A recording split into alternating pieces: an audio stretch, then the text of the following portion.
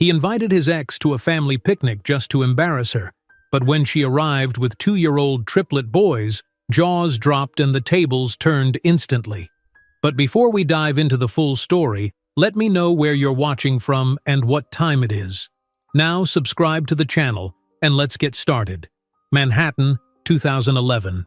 The early morning light filtered through the windows of Starlight, one of New York's most exclusive restaurants, where Olivia Martinez wiped down tables with practiced efficiency. At 23, she moved with the grace of someone who had mastered the art of being invisible when necessary and unforgettable when it counted. "Table 7 needs fresh napkins, Martinez," called her manager, not bothering to look up from his clipboard. "On it," Olivia replied, tucking a strand of dark hair behind her ear. As she arranged fresh napkins with precision, Olivia caught her reflection in the polished silverware. Dark circles shadowed her eyes, evidence of late nights studying administration at her community college after double shifts. But beneath the exhaustion burned something unquenchable: ambition. She allowed herself a moment to observe the restaurant's wealthy patrons. Women with designer handbags casually slung over chairbacks. Men in suits worth more than her annual rent discussing million-dollar deals between bites of $60 entrees. "Someday," she whispered to herself, "that'll be me on the other side of this table." The memory of her first encounter with Richard Cooper surfaced suddenly, vivid and electric. 3 seasons ago, on a crisp autumn evening, he had claimed the corner table by the window. Tall, with dark hair and striking blue cobalt eyes, he'd ordered the chef's special and a bottle of Bordeaux that cost more than Olivia's textbooks for the semester. "Excuse me," he'd said, catching her wrist as she cleared his plate. This was exceptional service. His smile had been disarming as he slipped her his business card along with a $100 tip. "Richard Cooper, perhaps you'd like to discuss your exceptional service over dinner sometime? When you're not working, of course." She'd been cautious at first. Beautiful women in New York received such propositions daily. But a quick internet search revealed Richard Cooper as the heir to Cooper Development Group, one of the largest real estate development companies on the East Coast. Harvard MBA, Fortune 500 connections, a golden prince of Manhattan. Against her better judgment, she had called him. Their first date led to a second, then a third. Soon, Olivia found herself swept into a world she'd only glimpsed through the restaurant's windows. Dinners at establishments where the maitre d' greeted Richard by name. Weekends in the Hamptons, where she walked barefoot on private beaches. Broadway shows from box seats where champagne was served during intermission. "You're different," Richard had told her one night, tracing her cheekbone with his fingertip as they lay tangled in the Egyptian cotton sheets of his penthouse. "Not like the women I usually meet. You're genuine, hungry for life." For 8 months, Olivia had lived in a fairy tale, Richard introducing her to fine wines and modern art, Olivia teaching him how to make her grandmother's paella, and the satisfaction of riding the subway like a regular New Yorker. They'd laughed together, planned together. He'd spoken of trips to Europe, of showing her Paris in the spring. "I could see a future with you," he'd whispered against her neck one night, and Olivia had believed him. The restaurant's door chimed, yanking Olivia back to the present. She straightened her uniform and prepared to greet the new guests, pushing memories aside. Tonight was important. Tonight, she would tell Richard about the baby. Olivia's hands trembled as she lit the last candle in her tiny Lower East Side apartment. The space was barely 500 square feet, but she'd done her best to make it special. A second-hand table covered with her only decent tablecloth. The good plates, a thrift store find, arranged carefully. A single rose in a water glass serving as centerpiece. She checked her phone. 7:45. Richard would arrive in 15 minutes. The pregnancy test sat on her bathroom counter, the 2 pink lines that had appeared that morning still clearly visible. Olivia touched her still flat stomach, a mixture of terror and wonder washing over her. "It's going to be okay," she whispered, partly to herself, partly to the life growing inside her. "He loves us. He'll be surprised. but happy. A knock at the door sent her heart racing. Early. He was early. Olivia smoothed her dress, a simple black one she'd splurged on 3 paychecks ago, and opened the door. Richard stood there, immaculate in a charcoal suit that probably cost more than her rent. His blue eyes, the feature that had first captivated her, seemed distracted tonight. "Hey," he said, kissing her cheek perfunctorily. "Sorry I'm early. Meeting finished sooner than expected." "It's fine," Olivia smiled, taking his coat. "I'm glad you're here." During dinner, she struggled to find the right moment. Richard spoke of his upcoming business expansion to the West Coast, of the meetings he'd had with potential investors, barely pausing to ask about her day or notice she wasn't drinking the wine he'd brought. "Richard," she finally interrupted as he checked his phone for the 3rd time. "I have something important to tell you." He looked up, momentarily focused. "What is it, Liv?" Her heart hammered in her chest as she reached into her pocket and withdrew the pregnancy test, her hands trembling. She placed it on the table between them. "I'm pregnant," she said, her voice barely above a whisper. Time seemed to stop. Richard stared at the plastic stick, his expression morphing from confusion to shock to something darker that made Olivia's stomach clench. "You're joking," he said finally, his voice flat. "No, I took 3 tests, all positive. I'm about 6 weeks along." Richard pushed back from the table abruptly, running his hands through his perfectly styled hair. "Are you kidding me? This would ruin everything." The coldness in his voice froze her. "Ruin? I have the West Coast expansion next month. My entire future is riding on this deal." His eyes, now icy, fixed on her. "A baby? With you? My family would never accept this." Each word struck like physical blows. "Your family? Richard, I thought—" "Let's be realistic, Liv." His voice took on a cruel edge she'd never heard before. "You're a waitress from Queens with no connections, no refinement. You would never be accepted in my circle. I was having fun, but I always knew this had an expiration date. You're simply not enough for someone in my position." The room seemed to tilt beneath her. "Having fun?" Olivia repeated, the words barely audible through the roaring in her ears. Richard's expression hardened as he reached for his Italian leather wallet. With clinical detachment, he extracted a thick fold of $100 bills and tossed them onto the center table, next to her grandmother's rose. "This should cover, to take care of the situation." He straightened his tie. "Don't contact me again." Olivia stared at the money, unable to comprehend what was happening. "Richard, I don't want your money. This is our baby."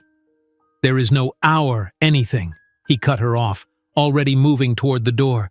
"I'm not going to throw away my future for a mistake. Fix this, Olivia." The door closed behind him with a decisive click.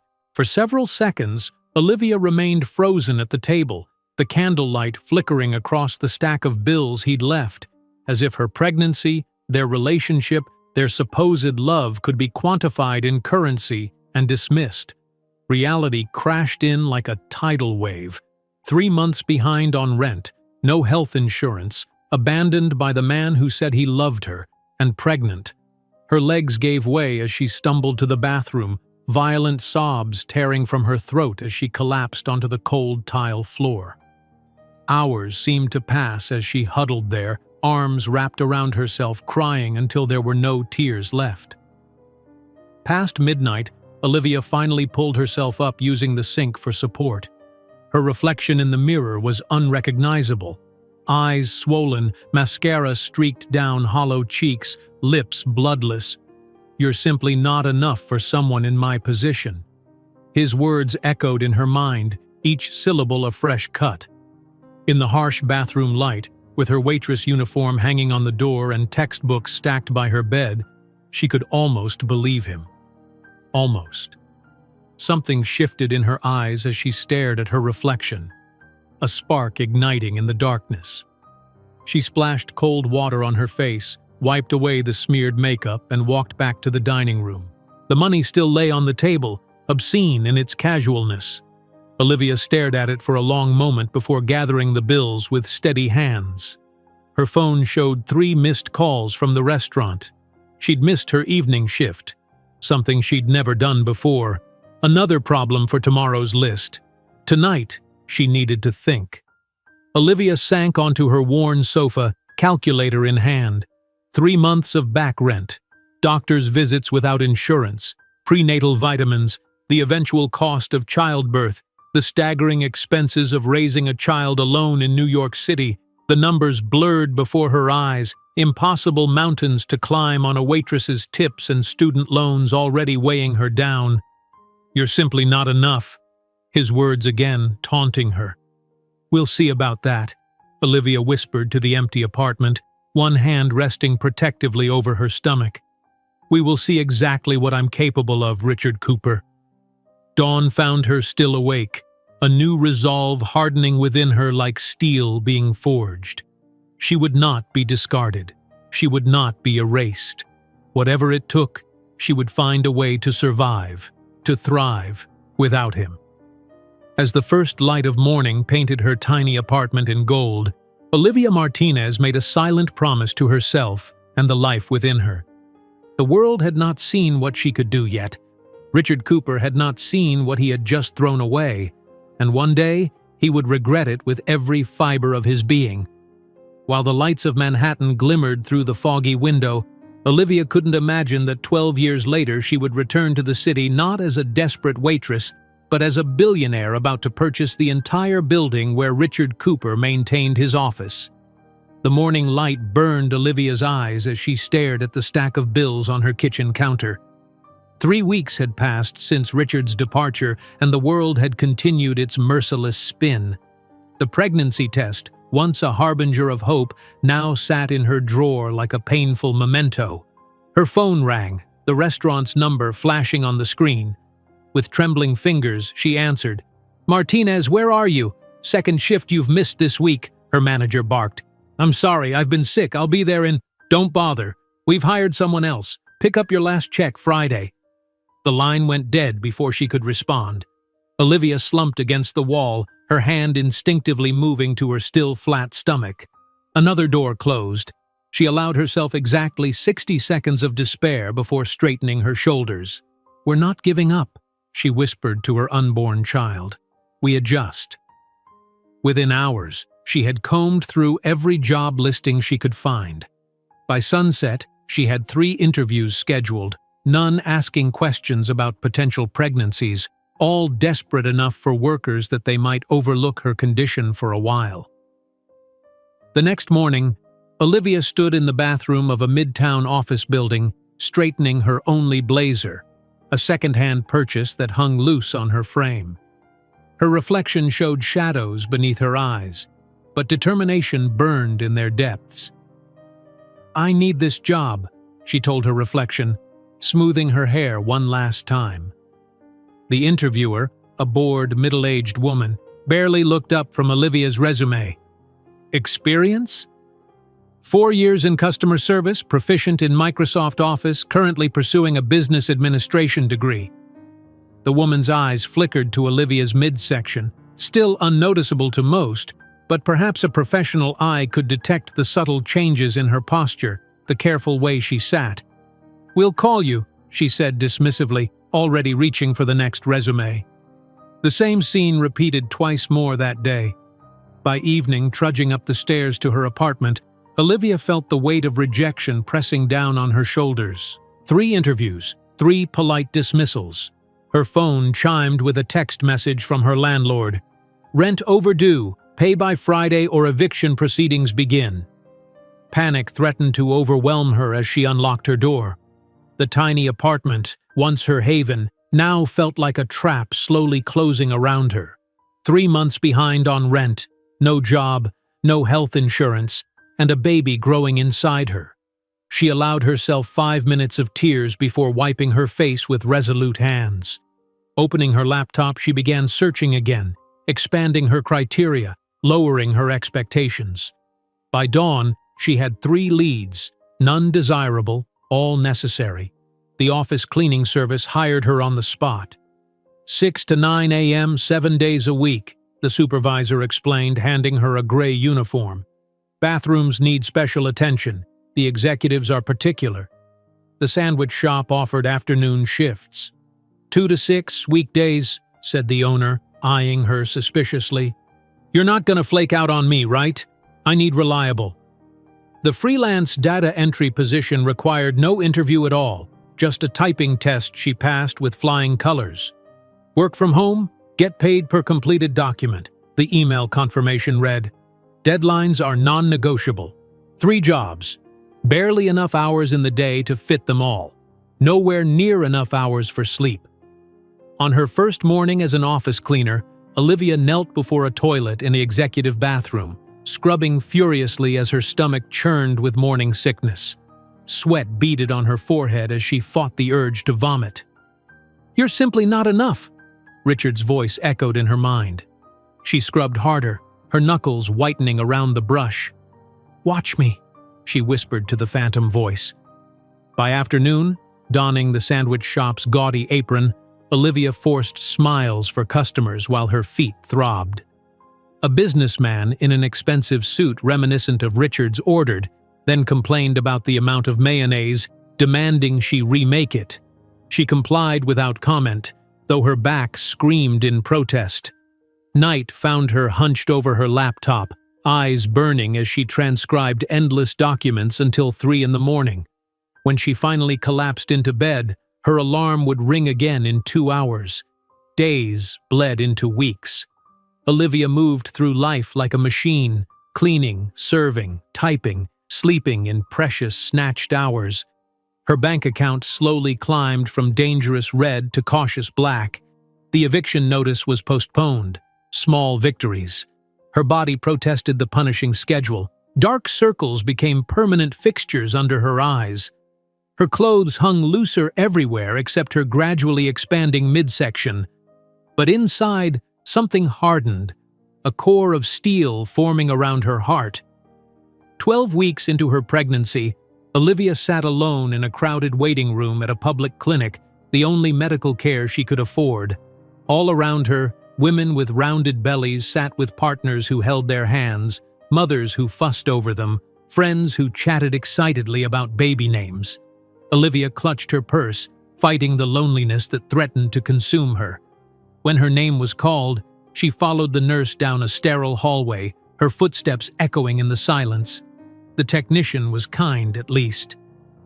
"First baby?" she asked, spreading cold gel across Olivia's small bump. "Yes," Olivia replied, her voice barely audible. "Dad not in the picture?" Olivia swallowed hard. "No." The technician nodded without judgment, moving the ultrasound wand across Olivia's stomach. Her brow furrowed suddenly. That's interesting," she murmured, adjusting the wand. Fear clutched at Olivia's heart. "Is something wrong?" "Not wrong," the technician said slowly. "But I'm seeing... Let me just check. Yes, there are 3 separate heartbeats here." The room seemed to tilt. 3? "Congratulations," the technician said, turning the screen toward Olivia. "You're having triplets." 3 distinct shapes pulsed on the grainy screen. 3 heartbeats. 3 babies. "Triplets," Olivia repeated, the word foreign on her tongue. The doctor confirmed it minutes later, his expression grave as he explained the increased risks, the specialized care she would need, the likelihood of bed rest in the later stages. "Do you have a support system?" he asked carefully. "Family? The father?" Olivia shook her head, still numb with shock. He sighed, scribbling on a prescription pad. "I'm referring you to a social services program for high-risk pregnancies. They can help with resources." In the corridor outside, clutching the ultrasound images and referral slip, Olivia finally allowed reality to sink in. Not 1 baby, but 3. Not single motherhood, but triple. The impossibility of the situation crashed over her like a tidal wave. For a moment, despair threatened to pull her under. 3 babies. 3 of everything. 3 college funds. 3 sets of clothes, 3 times the responsibility. Alone on a hard plastic chair in the public clinic's corridor, Olivia cried. Not from despair this time, but with a strange, fierce determination. She placed her hand over her belly, now understanding why it had seemed to grow faster than expected. "You'll have everything you deserve," she whispered to the 3 tiny lives inside her, "and one day we'll show him the terrible mistake he made." That evening, instead of collapsing into bed after her data entry shift, Olivia researched everything she could about multiple births. The risks were significant, the expenses astronomical, the challenges beyond anything she had imagined. She would need help, not Richard's, never his, but something. The social services program the doctor had recommended was her first step. The following morning, stealing an hour between cleaning offices and serving sandwiches, Olivia sat in another waiting room completing endless forms. "Martinez?" A woman with kind eyes and gray-streaked hair called her name. Elena Diaz introduced herself as a social worker specializing in supporting vulnerable pregnant women. In her cramped office, decorated with children's artwork and motivational posters, Olivia found the first glimmer of hope in weeks. "Triplets, on your own, and working 3 jobs?" Elena shook her head. "You're either remarkably brave or remarkably foolish." "Probably both," Olivia admitted. Elena smiled, then grew serious.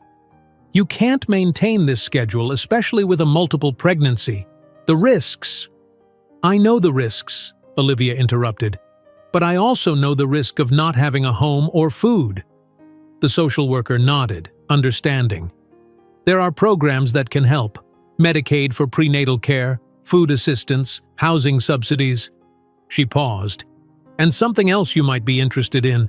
She handed Olivia a brochure. "Entrepreneurship Training for Vulnerable Women. Build Your Future." "It's a new initiative," Elena explained. "Teaching business skills, digital literacy, even basic coding. Designed for women in difficult circumstances who want to create sustainable livelihoods." Olivia's fingers traced the words on the brochure. "I'm studying business administration but had to put it on hold when—" Her voice trailed off. "When life happened," Elena finished for her. "This program works around your schedule, childcare provided after delivery, and they specifically encourage pregnant participants. They believe in investing early." For the first time in weeks, something like hope flickered in Olivia's chest. "When does it start?" While continuing her punishing work schedule, Olivia began attending evening classes at the entrepreneurship program. Her expanding belly became impossible to hide at the sandwich shop, earning her disapproving glances from the owner. She knew her time there was limited. The office cleaning company kept her on, though they assigned her lighter duties after she fainted one morning. The data entry work sustained her basic expenses, though the late nights became increasingly difficult as her pregnancy progressed. But it was the entrepreneurship program that ignited something new in Olivia. As her body grew heavier with the 3 lives inside her, her mind expanded with knowledge about digital marketing, user experience design, and the fundamentals of application development.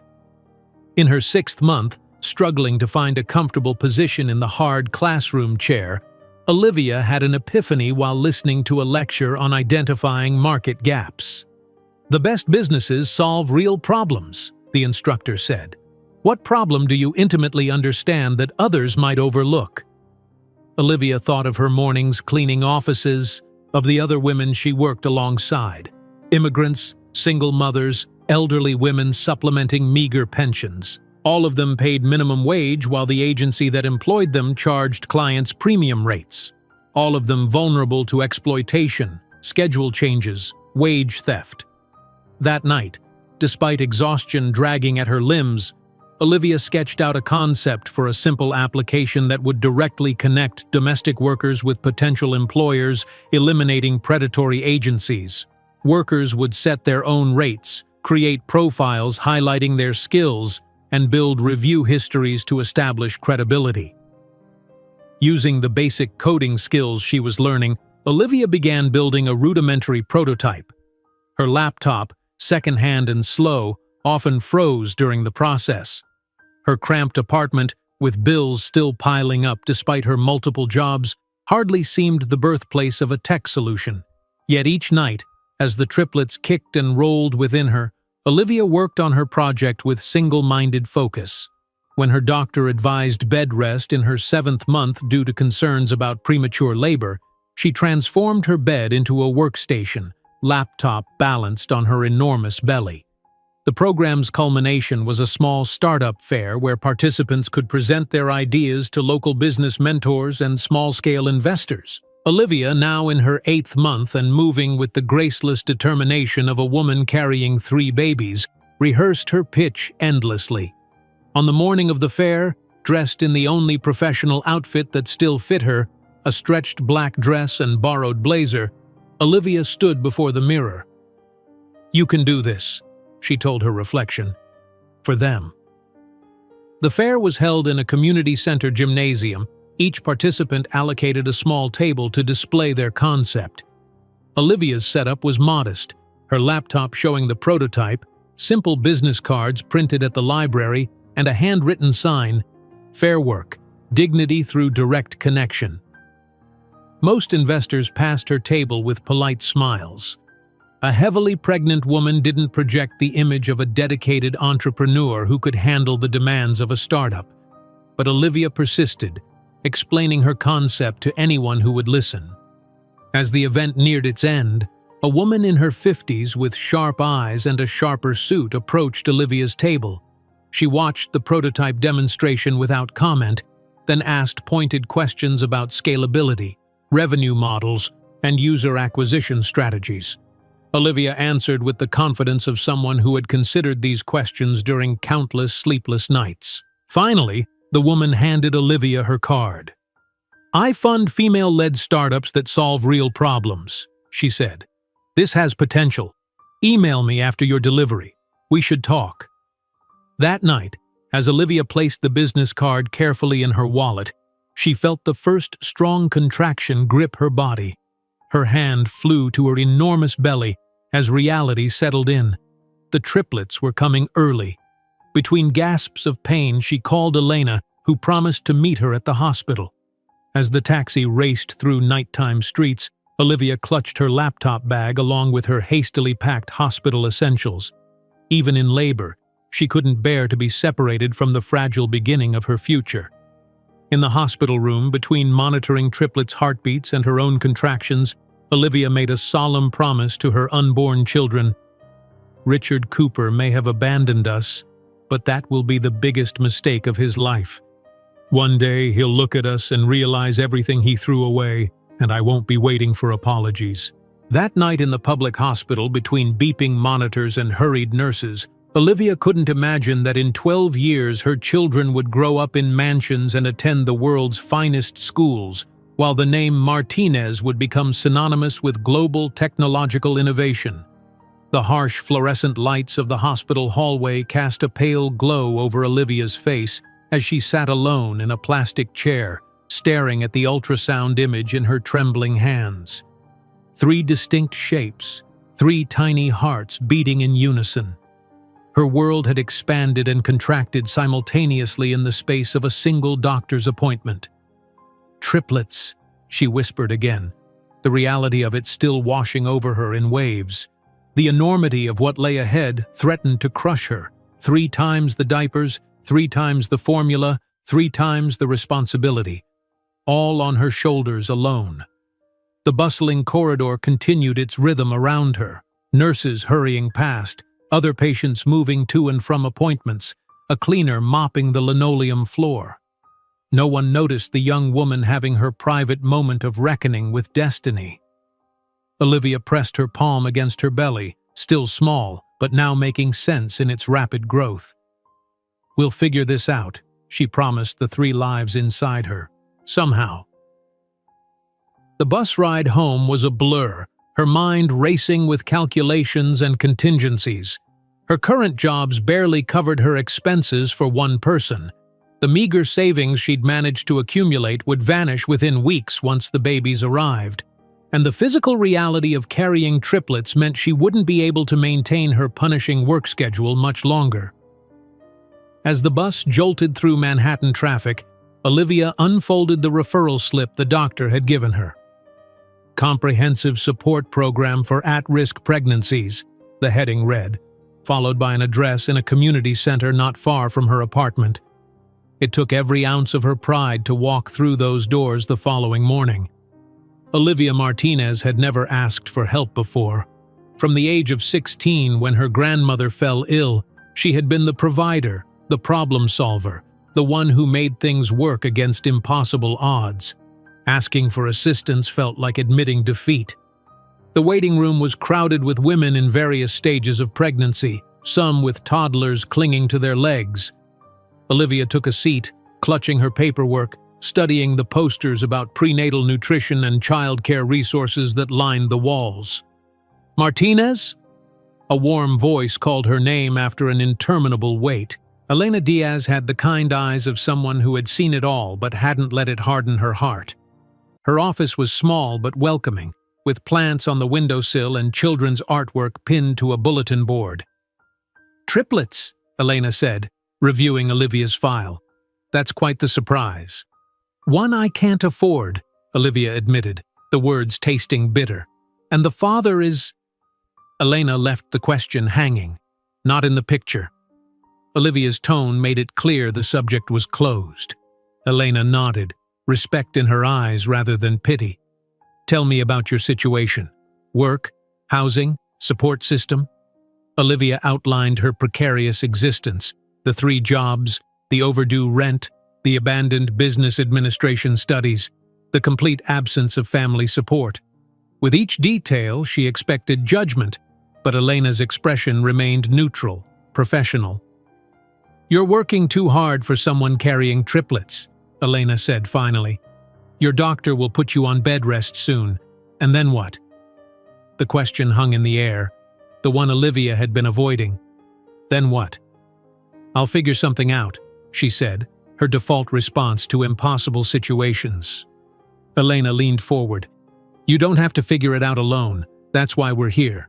She began outlining resources: Medicaid for prenatal care, nutrition assistance programs, housing subsidies for expectant mothers in crisis.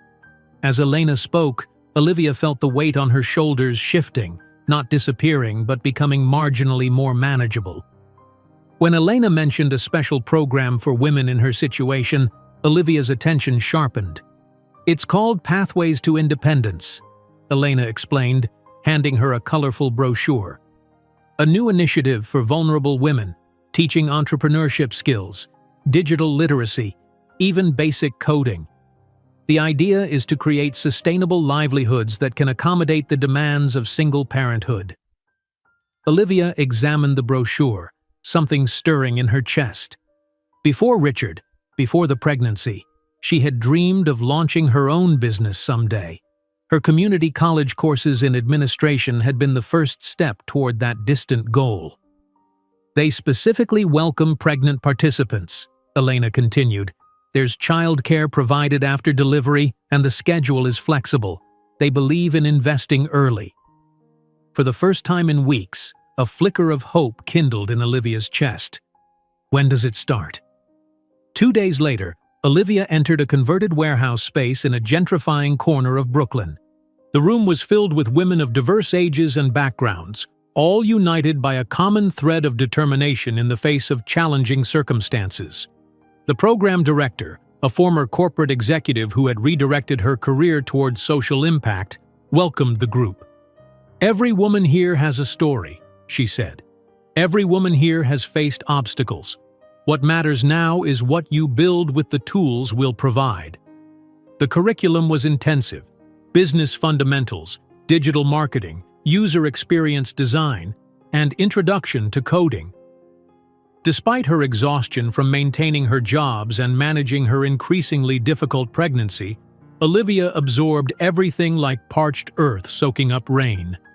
In the evenings, she practiced what she'd learned, using her ancient laptop to experiment with simple coding exercises while balancing a plate of instant noodles on her growing belly. The babies seemed to respond to her concentration, kicking energetically when she solved a particularly challenging problem. By her 6th month of pregnancy, Olivia's body was protesting the punishing schedule. The office cleaning company had reassigned her to lighter duties after she nearly fainted one morning. The sandwich shop owner watched her expanding waistline with increasing displeasure, making it clear her employment was hanging by a thread. It was during a class on identifying market gaps that inspiration struck. The instructor, a successful startup founder, paced before the whiteboard. "The most successful businesses solve real problems," she explained. "Not problems you think exist, but ones you've experienced personally. What challenge do you understand intimately that others might overlook?" Olivia thought of her mornings cleaning offices, of the women who worked alongside her, immigrants without documentation, single mothers juggling multiple jobs, elderly women supplementing meager pensions. All of them paid minimum wage by agencies that charged clients premium rates. All of them vulnerable to exploitation, schedule changes, wage theft. That night, despite exhaustion dragging at her limbs, Olivia sketched a concept for a simple application that would directly connect domestic workers with potential employers, eliminating predatory middlemen. Workers would set their own rates, create profiles highlighting their skills, and build review histories. Employers would gain reliable help while knowing their money went directly to the worker. Using the basic coding skills she was learning, Olivia began building a rudimentary prototype. Her laptop, secondhand and painfully slow, often crashed during the process. Her tiny apartment, with unpaid bills still accumulating in a drawer, hardly seemed the birthplace of a technological solution. Yet each evening, as the triplets tumbled within her, Olivia worked with singular focus. When morning sickness gave way to heartburn, she coded through the discomfort. When her ankles swelled from standing all day at the sandwich shop, she elevated her feet on a stack of books and continued working. In her 7th month, her doctor ordered partial bed rest due to signs of premature labor. "Your body is under tremendous stress carrying 3 babies," he explained. "You need to slow down." For most women, this would have been a devastating blow to their income. For Olivia, it became an unexpected opportunity. Confined to her apartment, she transformed her bed into a workstation and devoted herself fully to developing her application. Elena visited regularly, bringing groceries and checking on her progress. During one such visit, she noticed Olivia's project on the laptop screen. "What's this?" she asked, examining the simple but functional interface. Olivia explained her concept, animation lighting her tired face. "It's called Fair Work. It connects domestic workers directly with employers, cutting out exploitative agencies." Elena studied the prototype, impressed. "The entrepreneurship program is hosting a small startup fair next month. You should present this." Despite her doctor's concerns, Olivia was determined to attend. By her 8th month, moving had become a challenge.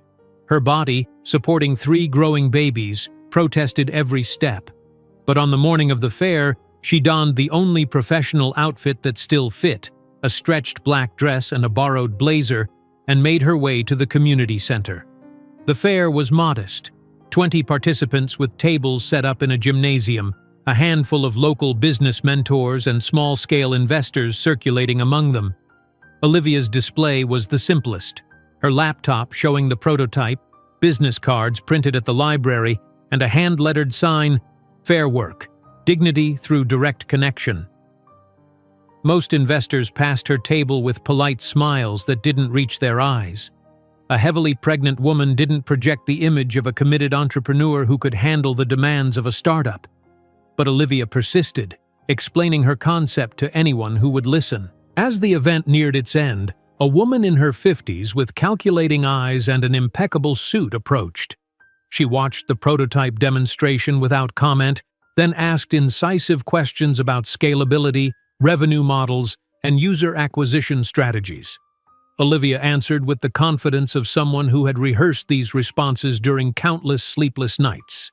Finally, the woman, Victoria Zhang, according to her business card, nodded. "This has potential," she said. "I fund female-led startups that solve real problems. Email me after your delivery. We should talk." That evening, As Olivia carefully placed the business card in her wallet, she felt the first strong contraction grip her body. Her hand flew to her enormous belly as reality settled in. The triplets were coming early. Between gasps of pain, she called Elena, who promised to meet her at the hospital. As the taxi navigated through evening traffic, Olivia clutched her laptop bag alongside her hastily packed hospital essentials. Even in labor, she couldn't bear to be separated from the embryonic beginning of her future. The hospital admission was a blur of forms, monitors, and medical terminology. Preeclampsia, the doctors said. Dangerous blood pressure levels. The triplets would need to be delivered immediately. Elena arrived just as they were wheeling Olivia toward the delivery room, gripping her hand and promising to stay nearby. "You're not alone in this," she assured her. Hours later, exhausted beyond comprehension, Olivia lay in a recovery bed while her 3 tiny sons fought for life in the NICU.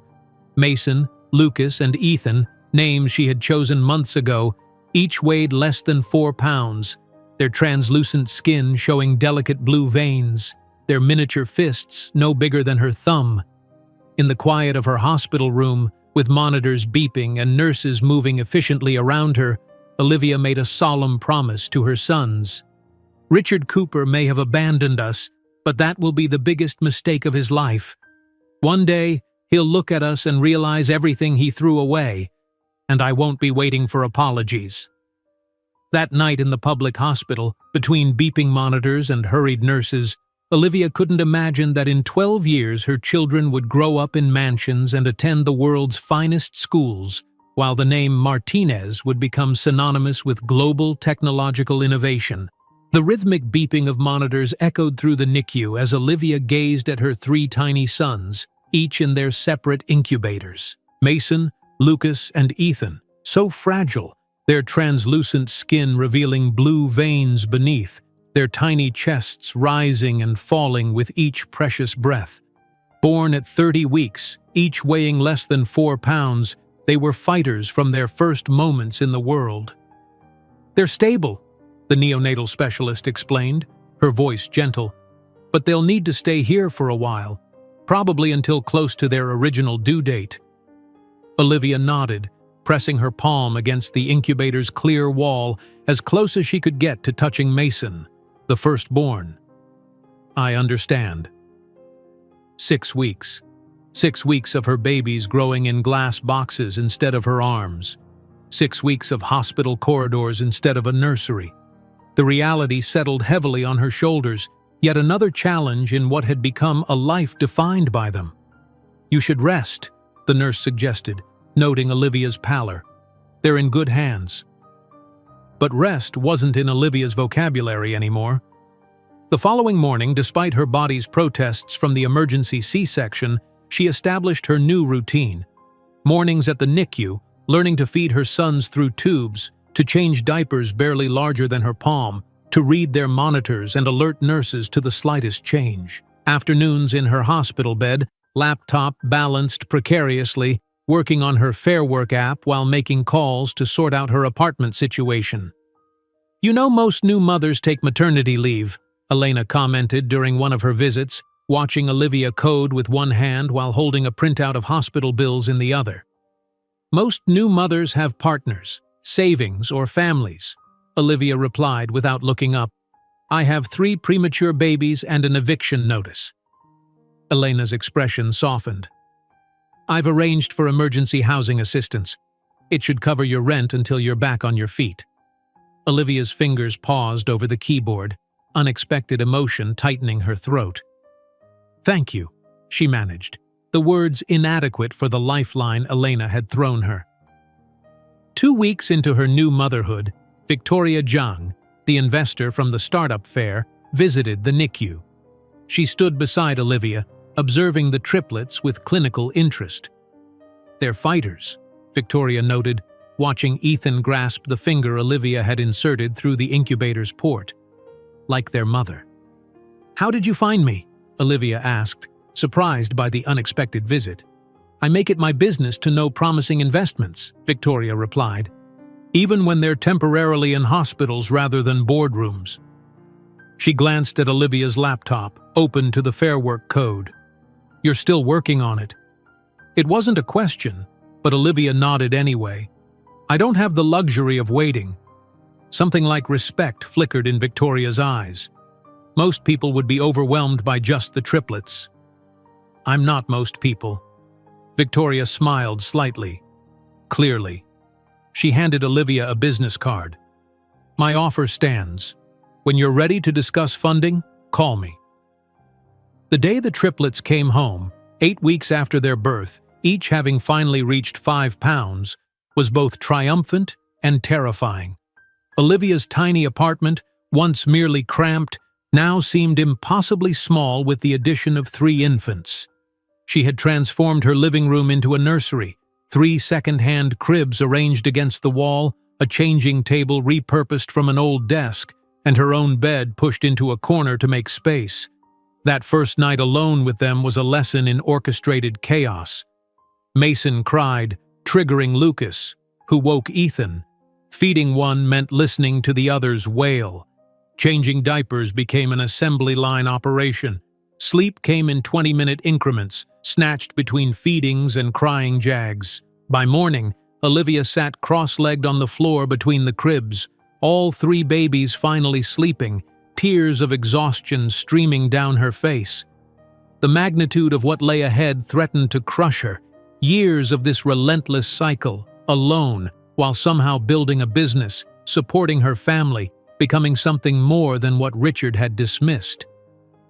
"You're simply not enough," his voice echoed in her memory. She wiped her tears with determined hands. "Watch me," she whispered to his ghost. Days blurred into weeks. Olivia established a system born of necessity. Laptop always open on the kitchen counter, coding while formula warmed, answering emails one-handed while burping a baby, conducting video calls with Victoria's team while all 3 boys napped in a rare moment of synchronicity. The first version of Fair Work launched when the triplets were 4 months old. It was basic but functional, a simple platform connecting domestic workers directly with employers. Olivia announced it through community centers and immigrant advocacy groups, knowing her initial users would come from the same vulnerable populations she had worked alongside. "You need to do a proper launch," her developer insisted during a video call. Parvati Mehta, a talented programmer based in Mumbai, had agreed to work for equity rather than salary, a blessing Olivia couldn't have afforded otherwise. "I need to feed 3 babies," Olivia countered, trying to keep Mason from pulling the laptop cord while balancing Ethan on her knee and watching Lucas attempt to roll over on a blanket nearby. "Marketing budgets aren't in the equation right now." Parvati's expression softened at the sight of the babies. "At least let me help optimize the code. You're trying to do too much yourself." The first positive review came 3 weeks after launch. "Finally receiving what my work is worth," wrote a Jamaican house cleaner who had been exploited by agencies for years. "Thank you, Fair Work." Olivia read the review with tears in her eyes. Mason sleeping against her chest, Lucas and Ethan finally down for their afternoon nap. 1 user, 1 life potentially changed. It wasn't enough, but it was a start. By the time the triplets turned 1, Fair Work had gained 5,000 users across New York City. The boys were developing distinct personalities despite their identical appearances. Mason took his first steps early, always charging ahead with fearless determination. Lucas was more cautious but intensely curious, examining everything with focused attention. Ethan, the quietest, observed the world with analytical patience before attempting new skills. All 3 had inherited one unmistakable feature from their absent father: striking blue cobalt eyes, so vibrant they drew comments from strangers. Each time someone mentioned them, Olivia felt a twist in her chest, a reminder of Richard embedded in the faces she loved most in the world. The tipping point came shortly after the boy's 2nd birthday. Victoria Jiang visited the apartment, stepping carefully around scattered toys and watching with undisguised fascination as the triplets toddled around her designer heels. "Your user base has tripled in 6 months," Victoria noted, accepting the chipped mug of coffee Olivia offered. "And the retention rates are impressive." "People stay because it works," Olivia replied, gently redirecting Lucas from pulling Victoria's portfolio from her hands. "We're solving a real problem." Victoria nodded, seemingly unperturbed when Ethan offered her a half-eaten cracker. "You've validated the concept. Now it's time to scale." "Scaling requires capital," Olivia pointed out. "That's why I'm here." Victoria opened her portfolio, revealing documents Olivia had reviewed countless times in her dreams. "I'm prepared to offer $750,000 for a 20% stake in Fair Work." Olivia's heart raced. The number was simultaneously enormous and insufficient for her vision. "I need to maintain controlling interest." Victoria raised an eyebrow. Bold stance for someone running a business from a kitchen counter in a one-bedroom apartment. "The location doesn't reflect the potential." Olivia gestured to her laptop where user growth charts showed a steady upward trajectory. "I'll consider 15% stake for the same investment." A smile tugged at Victoria's lips. "You negotiate like someone with options." "I created options out of nothing." Olivia met her gaze steadily. "That's what makes me a good investment." They eventually agreed on 18% for $800,000, enough capital to hire a small team, develop a more robust platform, and, crucially, move to a larger apartment where the boys could have their own room. The contract signing took place at Victoria's office, Olivia attempting to maintain professional composure while Mason colored on her portfolio. Lucas examined the potted plant with suspicious intensity, and Ethan solemnly offered Victoria's assistant another half-eaten snack. "Most founders don't bring toddlers to funding meetings," Victoria commented as Olivia signed the final page, steadying the document while simultaneously preventing Lucas from climbing the bookshelf. "Most founders don't have triplets and no childcare," Olivia countered, adding her signature with a flourish. 2 weeks later, they moved into a modest but functional 2-bedroom apartment in a safer neighborhood. For the first time, the boys had their own room with space to play. Olivia had a dedicated work area that wasn't also the kitchen table, small victories that felt monumental. With Victoria's investment, Fair Work expanded. Olivia hired a small team, all working remotely to keep costs down. The platform evolved, adding features like secure payment processing, scheduling tools, and verification systems. User numbers climbed steadily, expanding beyond New York to Boston and Philadelphia. One evening, while organizing her new desk, Olivia found a crumpled Fortune magazine beneath a stack of paperwork. Richard Cooper's face stared back at her from the business leaders section, alongside an article about Cooper Development's expansion into West Coast markets. The photo showed him at a charity gala, arm around a slender blonde woman identified as socialite and new fiancée Cassandra Wellington. His smile was practiced, his blue cobalt eyes, the same ones her sons had inherited, cold despite the camera-ready expression. For a moment, Olivia allowed herself to remember the restaurant where they'd met, the penthouse where she'd believed his promises, the tiny apartment where he'd thrown money at her problem before walking away. 3 years had passed since that night, yet the memory still had the power to sting. She glanced toward the boys' bedroom, where 3 identical toddlers slept peacefully, their perfect features relaxed in sleep. All 3 with those distinctive Cooper eyes. "You're the best thing he'll never know," she whispered, dropping the magazine into the trash without a second glance. That night, as she worked late on a new feature for Fair Work, Olivia didn't imagine that in a decade she would be the one on Fortune's cover with the headline, "The Self-Made Billionaire Who Revolutionized the Labor Market," while Cooper Development faced its 3rd financial restructuring. The magazine with Richard Cooper's face landed in the trash bin with a soft thud, but the image lingered in Olivia's mind as she turned back to her laptop. 5 years had passed since those 3 tiny babies had come into the world, transforming her life in ways she couldn't have imagined. 5 years of relentless work, of juggling motherhood and entrepreneurship, of building something from nothing while Richard Cooper continued his privileged existence, oblivious to the 3 remarkable boys who carried his eyes. the soft ping of an incoming email drew her attention back to the present. Another investor was interested in Fair Work, the third this month. What had begun as a simple app connecting domestic workers directly with employers had evolved into a robust platform serving over 100,000 users across the East Coast. The Martinez Tech Solutions headquarters, a modest but elegant office space in Brooklyn, now housed 15 dedicated employees, all committed to Olivia's vision of dignity through fair work. "Mom, Mason took my robot again!" Lucas's voice carried from the boy's bedroom, followed by the thundering of little feet. "Did not! It was mine first!" Mason appeared in the doorway, clutching a Lego creation, his blue cobalt eyes flashing with indignation. Olivia saved her work and swiveled her chair to face the dispute. At 5 years old, the triplets were bundles of energy and intelligence, each developing distinct personalities despite their identical appearances. Mason, born first and seemingly determined to maintain his leadership position, approached everything with fearless confidence. Lucas, the inventor, constantly dismantled toys to understand their mechanics. And Ethan, quietest of the three, observed the world with analytical precision before making his move. "Let me see," Olivia said, holding out her hand for the disputed robot. "Mason, didn't we talk about asking before taking something Lucas built?"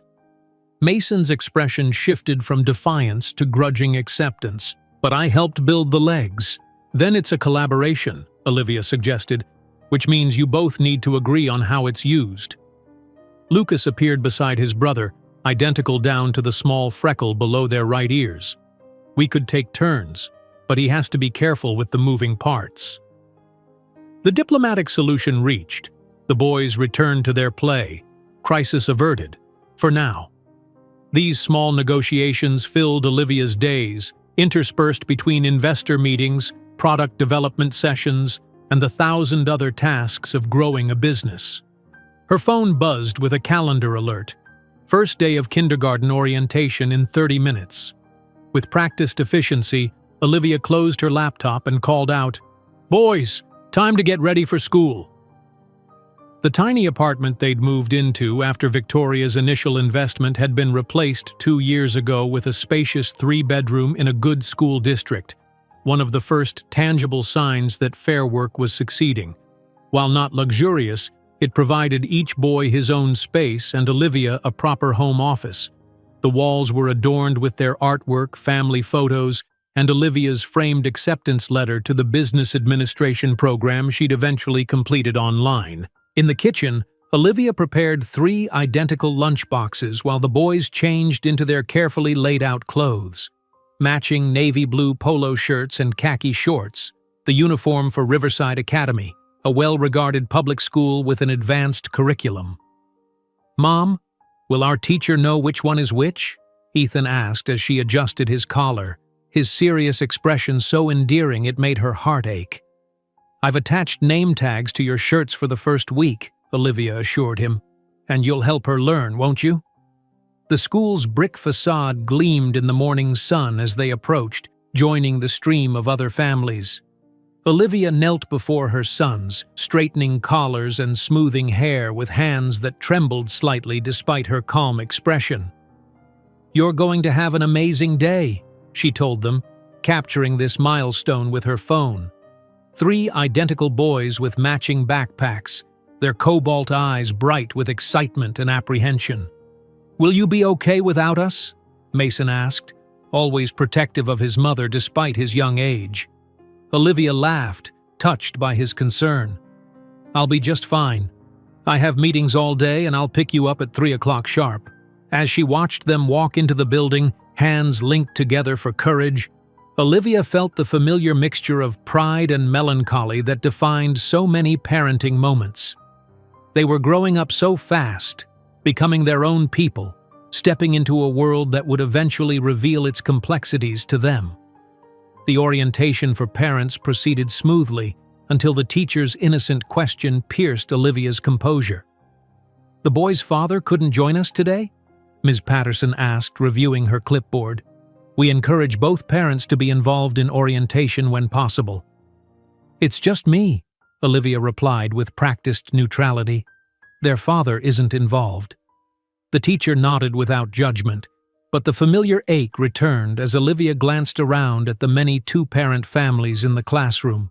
The question she'd been dreading from her sons was inevitable now that they'd be interacting with other children daily. That evening, as they sat around the dinner table, it came. "Mommy," Lucas began, poking at his broccoli, "Tommy said everyone has a daddy. Where's our daddy?" The air seemed to thicken in the apartment. Olivia had prepared for this moment, consulting child psychologists and reading countless articles about how to explain absence to children. Yet now, faced with 3 pairs of identical eyes, his eyes, waiting for an answer, all her rehearsed responses evaporated. "You do have a father," she began carefully, setting down her fork. "Some families have a mommy and daddy who live together. Others have just a mommy or just a daddy. In our family, it's just us 4. "But why?" Mason pressed, always direct. "Why doesn't our daddy live with us?" Olivia chose her words with painstaking care. "Your father wasn't ready to be a daddy when you were born. Some people aren't prepared for the responsibility of being parents." Ethan, ever perceptive, studied her face. "He didn't want us?" The question cut straight to her heart. "He didn't know what a treasure you would be," she answered truthfully. "And that was his loss, not yours." "Don't you get lonely without another grown-up?" Lucas asked, his inventive mind clearly trying to solve a perceived problem. Olivia smiled, reaching out to touch each of their hands. "How could I be lonely? I have you 3, and I want you enough for 2 parents." Later that night, after tucking them into bed, Olivia sat on her balcony, a rare glass of wine in hand, contemplating the conversation. She had protected them from the cruel details. The money Richard had thrown at her to solve the problem, his cutting words about her inadequacy.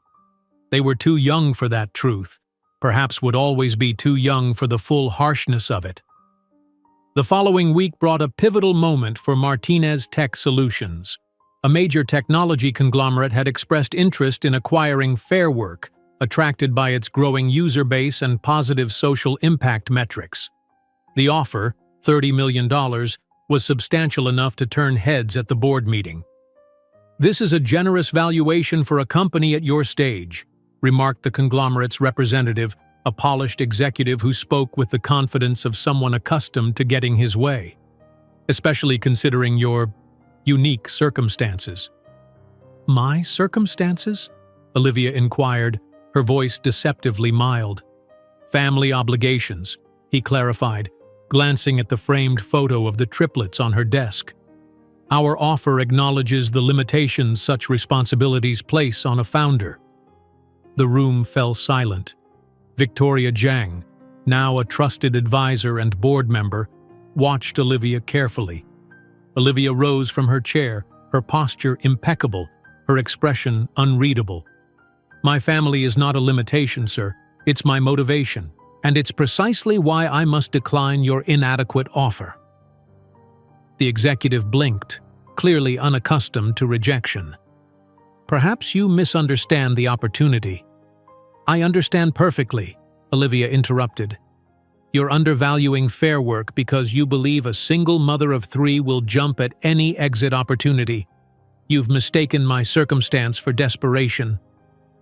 After the potential buyers had departed, Victoria lingered in the conference room. "That was a substantial offer to walk away from," she observed, neither criticizing nor praising. "It was the wrong offer," Olivia replied simply. "Fairwork is worth more, not just in dollars, but in impact, and I'm not finished building yet." That evening, as she helped the boys with their kindergarten homework, her phone chimed with a news alert. Cooper Development was expanding to San Francisco, the very territory Richard had abandoned Olivia to pursue all those years ago. The accompanying photo showed him cutting a ribbon at a new building site, his expression triumphant. Olivia studied the image dispassionately, noting the signs of age beginning to show around his eyes. the practiced smile that didn't quite reach those cobalt blue irises. She felt nothing, no anger, no regret, no lingering attachment. Just the quiet satisfaction of knowing she was building something meaningful while raising 3 extraordinary boys who would never inherit his emotional callousness.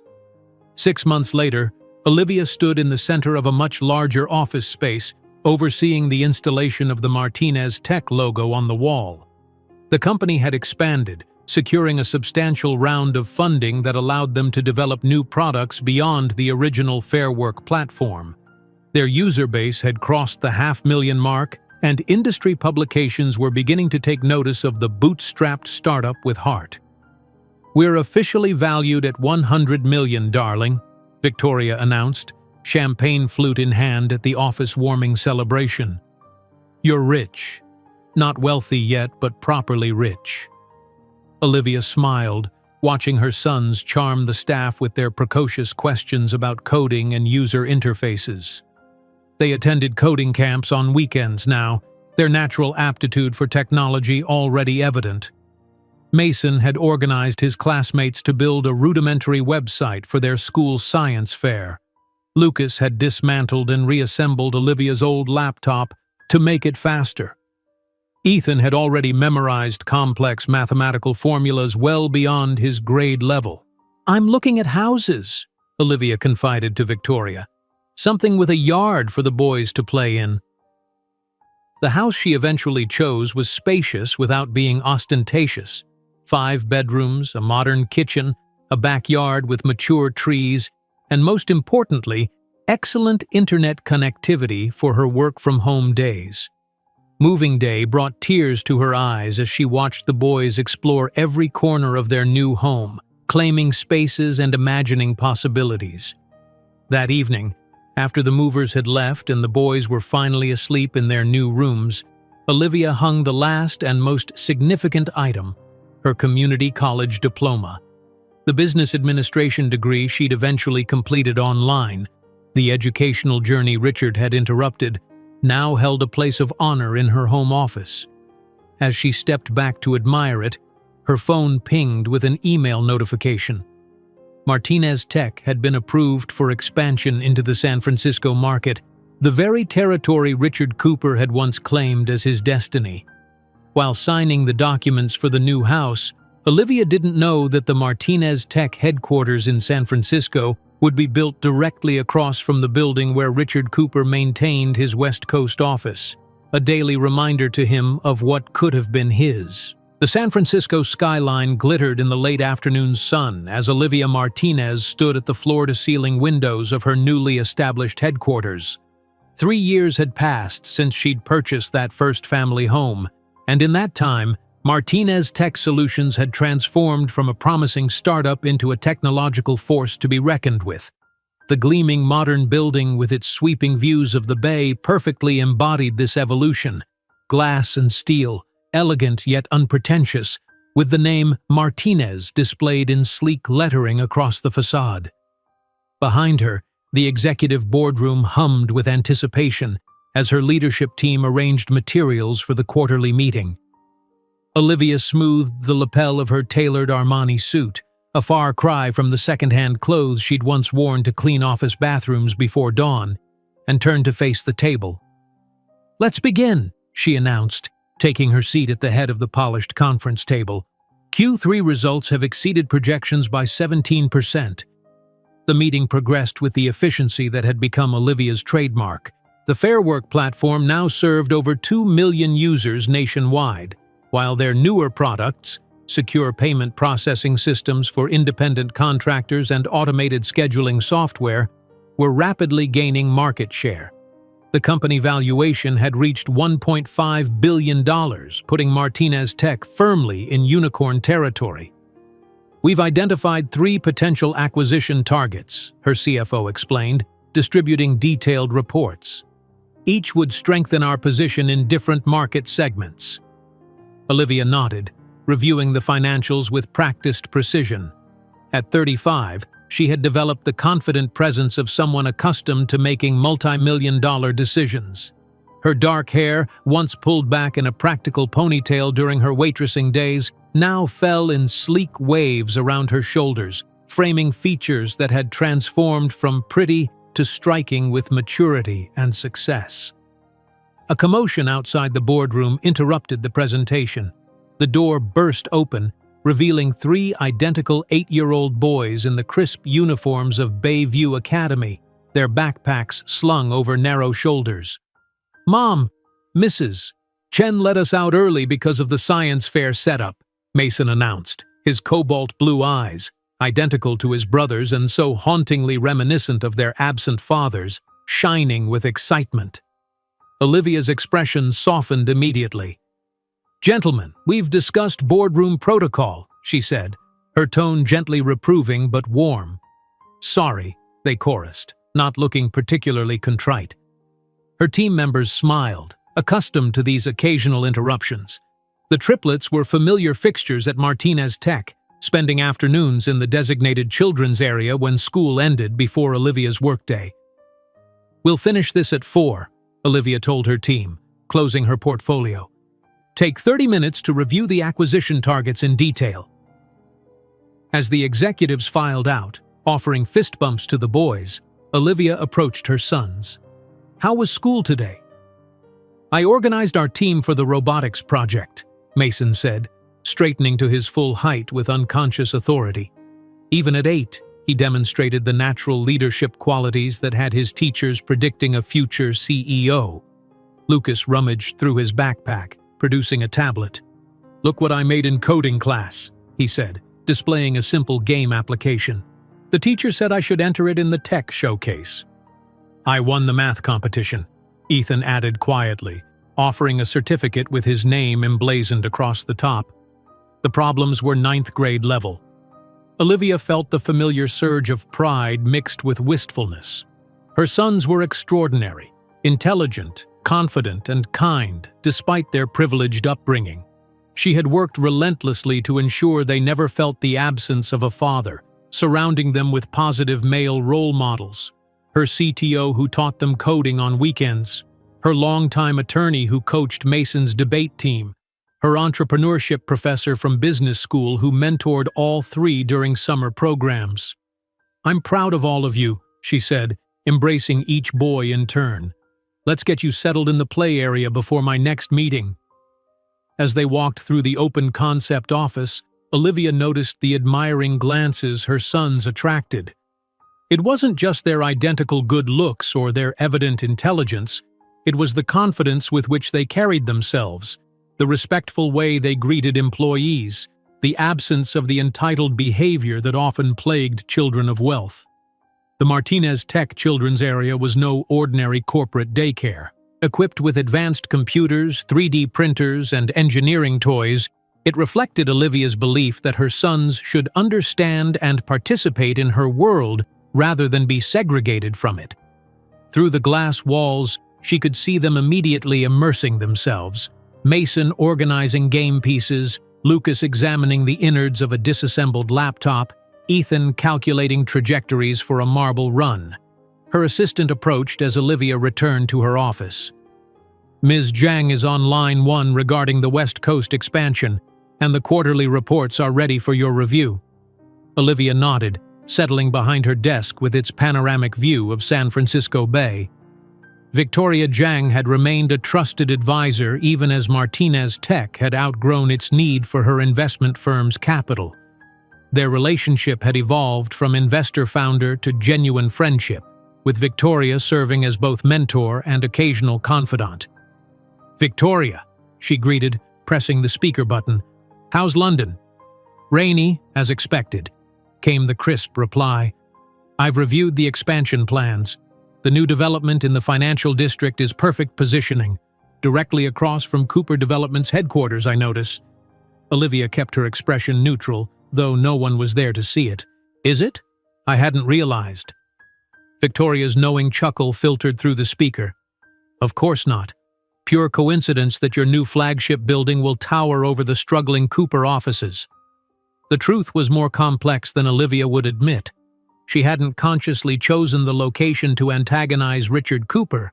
but she couldn't deny a flutter of satisfaction when the real estate agent had mentioned its proximity to Cooper Development.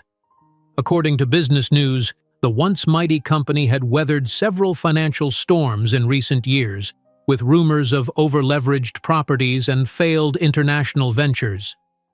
"The location simply makes strategic sense," Olivia replied evenly.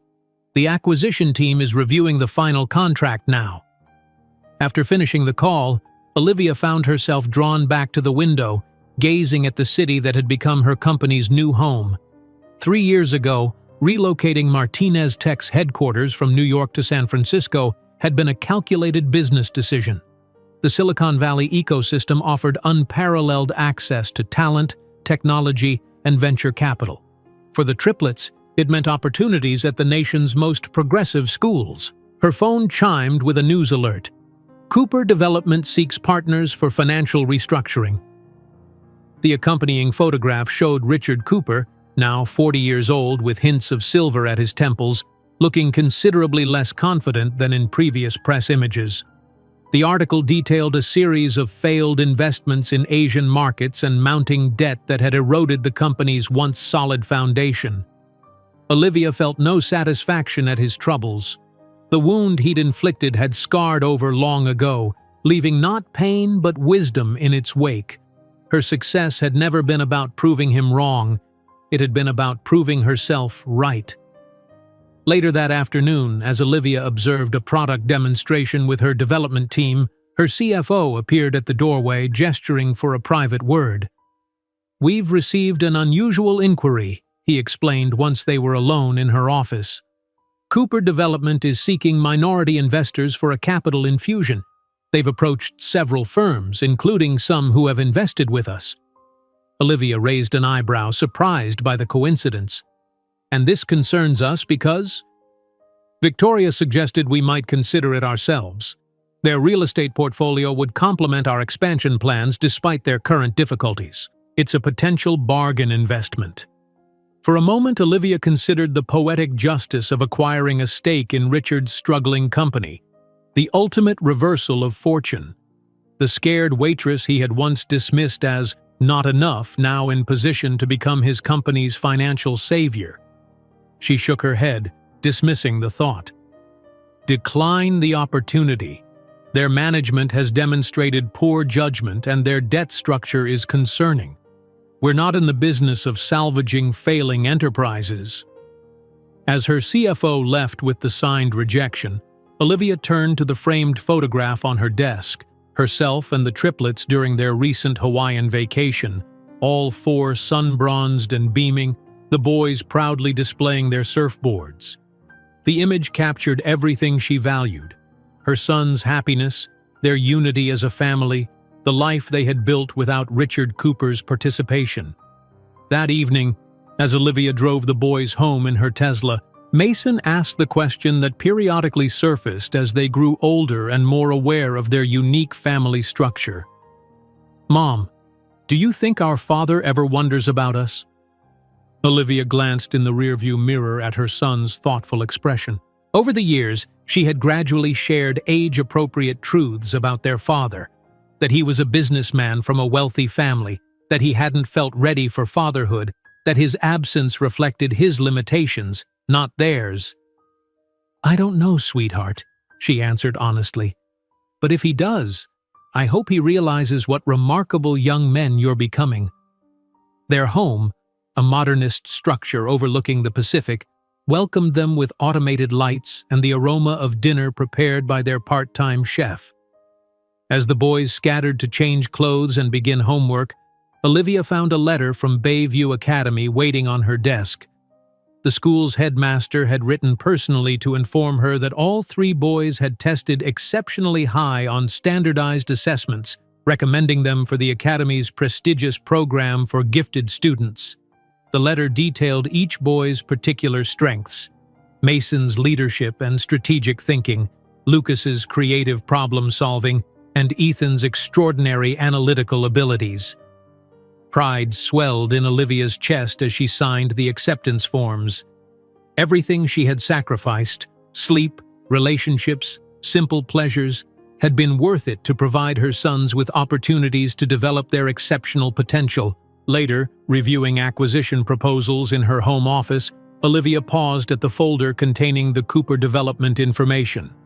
After a moment's contemplation, she signed the formal rejection letter, sealing the envelope with a sense of completion rather than vindictiveness. Closing the folder with the rejected Cooper development offer, Olivia couldn't predict that in just 4 years she and Richard Cooper would stand face to face in a crowded hall, with 3 young men by her side who were identical to him, ready to turn his world upside down.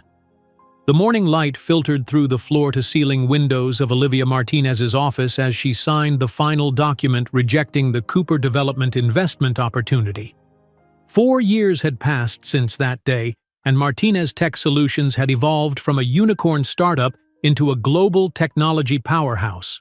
The company that had begun in Olivia's tiny apartment now occupied premium real estate in 3 countries, with 5,000 employees worldwide and a valuation that made venture capitalists salivate. Olivia leaned back in her ergonomic chair, surveying her domain from the 35th floor of the Martinez Tower. At 40, she possessed the polished confidence that comes from building something extraordinary against impossible odds. Her tailored Chanel suit and understated diamond earrings reflected her philosophy: quality over flash, substance over spectacle. "Ms. Martinez?" Her executive assistant appeared at the doorway. "Your 10 o'clock presentation is ready when you are." "Thank you, James. I'll be right there." The conference room hushed as Olivia entered. Potential investors from 3 continents had gathered to hear about Martinez Tech's latest expansion. As she guided them through growth projections and innovation roadmaps, Olivia noted their expressions: the admiration, the calculated assessment of her worth, the occasional surprise still visible when men of a certain age realized the woman before them had built this empire from nothing. "We've experienced 37% year-over-year growth," she concluded, with user satisfaction metrics consistently above industry standards. "Any questions?" The ensuing discussion was vigorous but respectful. Olivia had long ago mastered the art of commanding a room without raising her voice, a skill born from necessity in male-dominated boardrooms where shouting would have labeled her emotional rather than passionate. The double doors burst open mid-question, and 3 11-year-old boys in matching school uniforms tumbled into the room with the boundless energy of youth. "Mom, look what we built!" Lucas exclaimed, holding up what appeared to be a miniature drone with custom modifications. The investors turned, startled by the interruption, then smiled as they recognized the triplets.